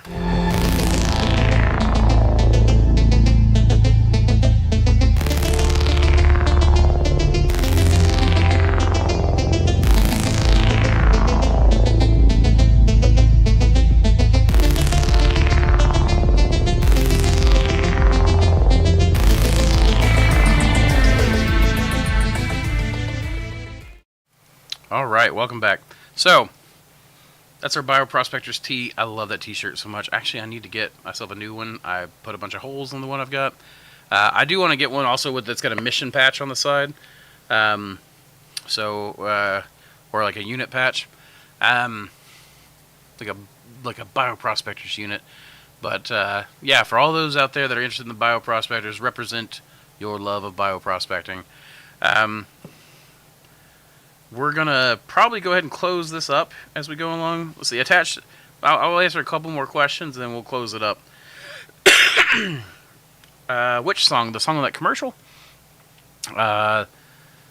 Wave Saver, maybe? I don't actually remember. I built that little segment like a year ago, or maybe a few months ago. David, I'm not entirely sure. I'm sorry, I'll have to look it up. If you rewind and put your Google up to it and then ask it to search for that song, it might be able to tell you. I have it somewhere because I have the credits for it to make sure that I can use it, but I don't remember it. Cactus Hat! What's up, Joe? Miss you too. I'd like to come back down. I can't wait to come back down to Tampa, man. All right, and some of the liquid culture, the attached to the mycelium and the floating. Yeah, that might be a precipitate sugar.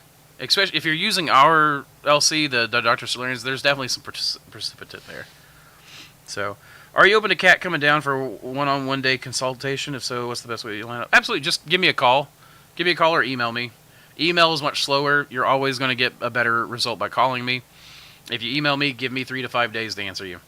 I am always 3 to 5 days behind on my emails. So, but I'm absolutely down for that. I'd love to see Kat.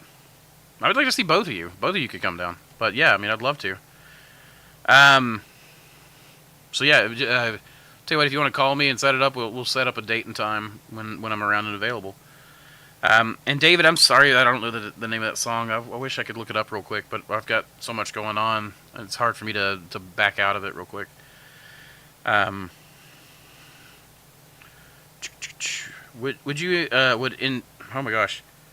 Would intentionally over supplementing a bulk block to get mutations and then cloning, spore printing the results be interesting to try for breeding? Yeah, it would be interesting.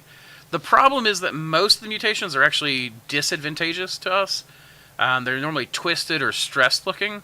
However, there was one time Samantha found this comb tooth. We grew this comb tooth out. All of them looked normal. This one block grew.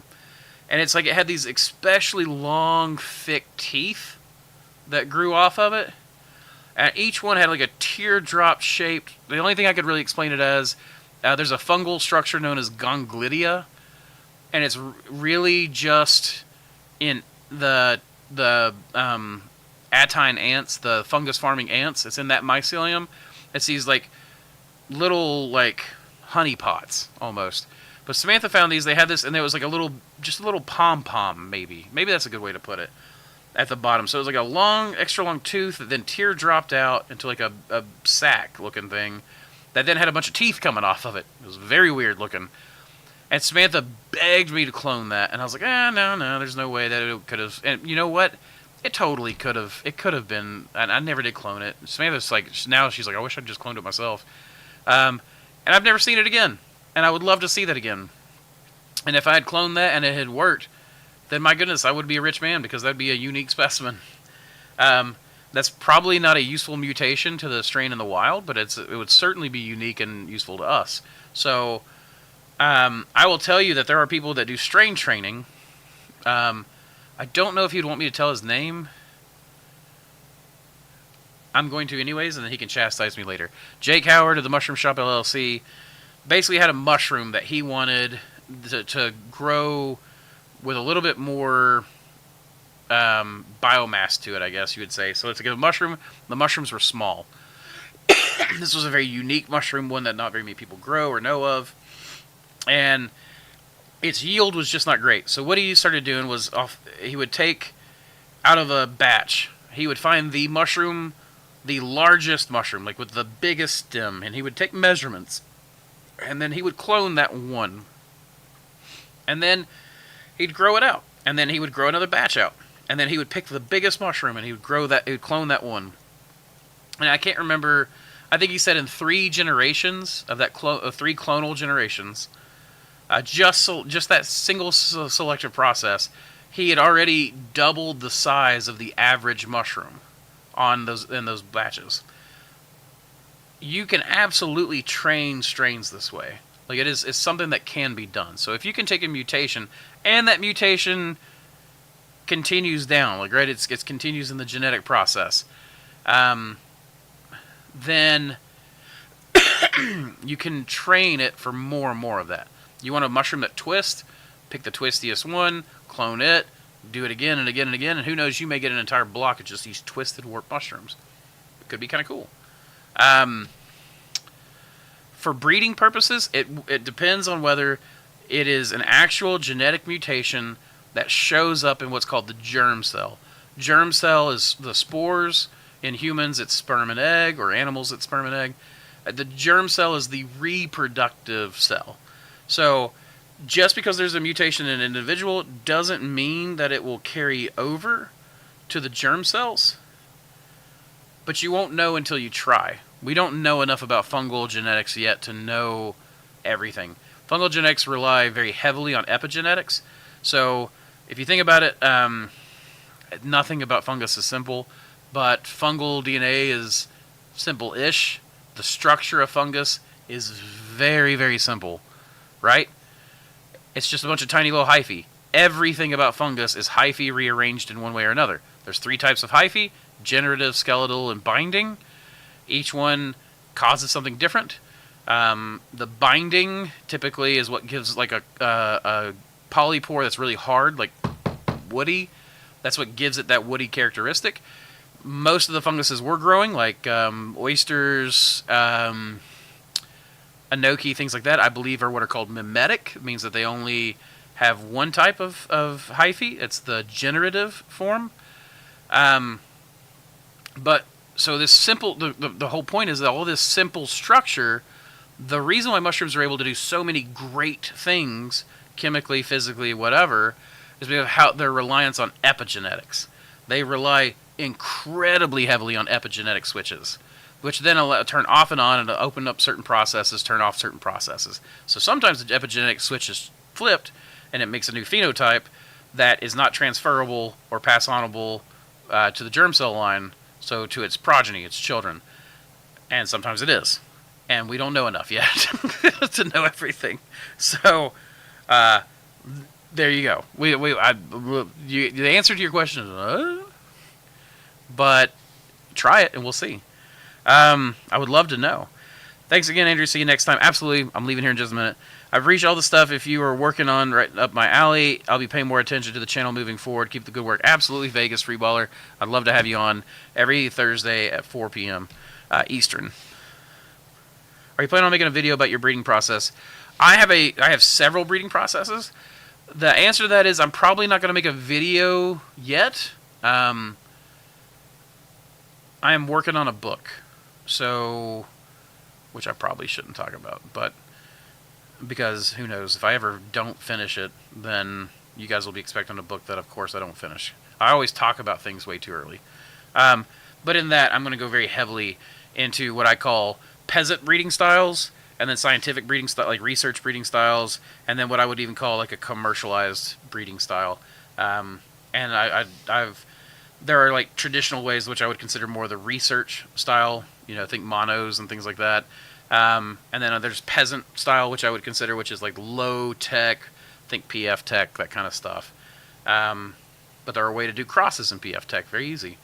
And then there's like a commercialized, what I would consider a process where you actually make this a commercial process. Finish the book. It's so easy to do, especially since I've barely gotten started. Another reason I'm trying to simplify my life, just so I can further complicate it. But anyways, I do plan on going over that in depth in the book. If I don't finish the book and I decide not to, it'll be a series of articles that I publish. I will probably do videos on it later.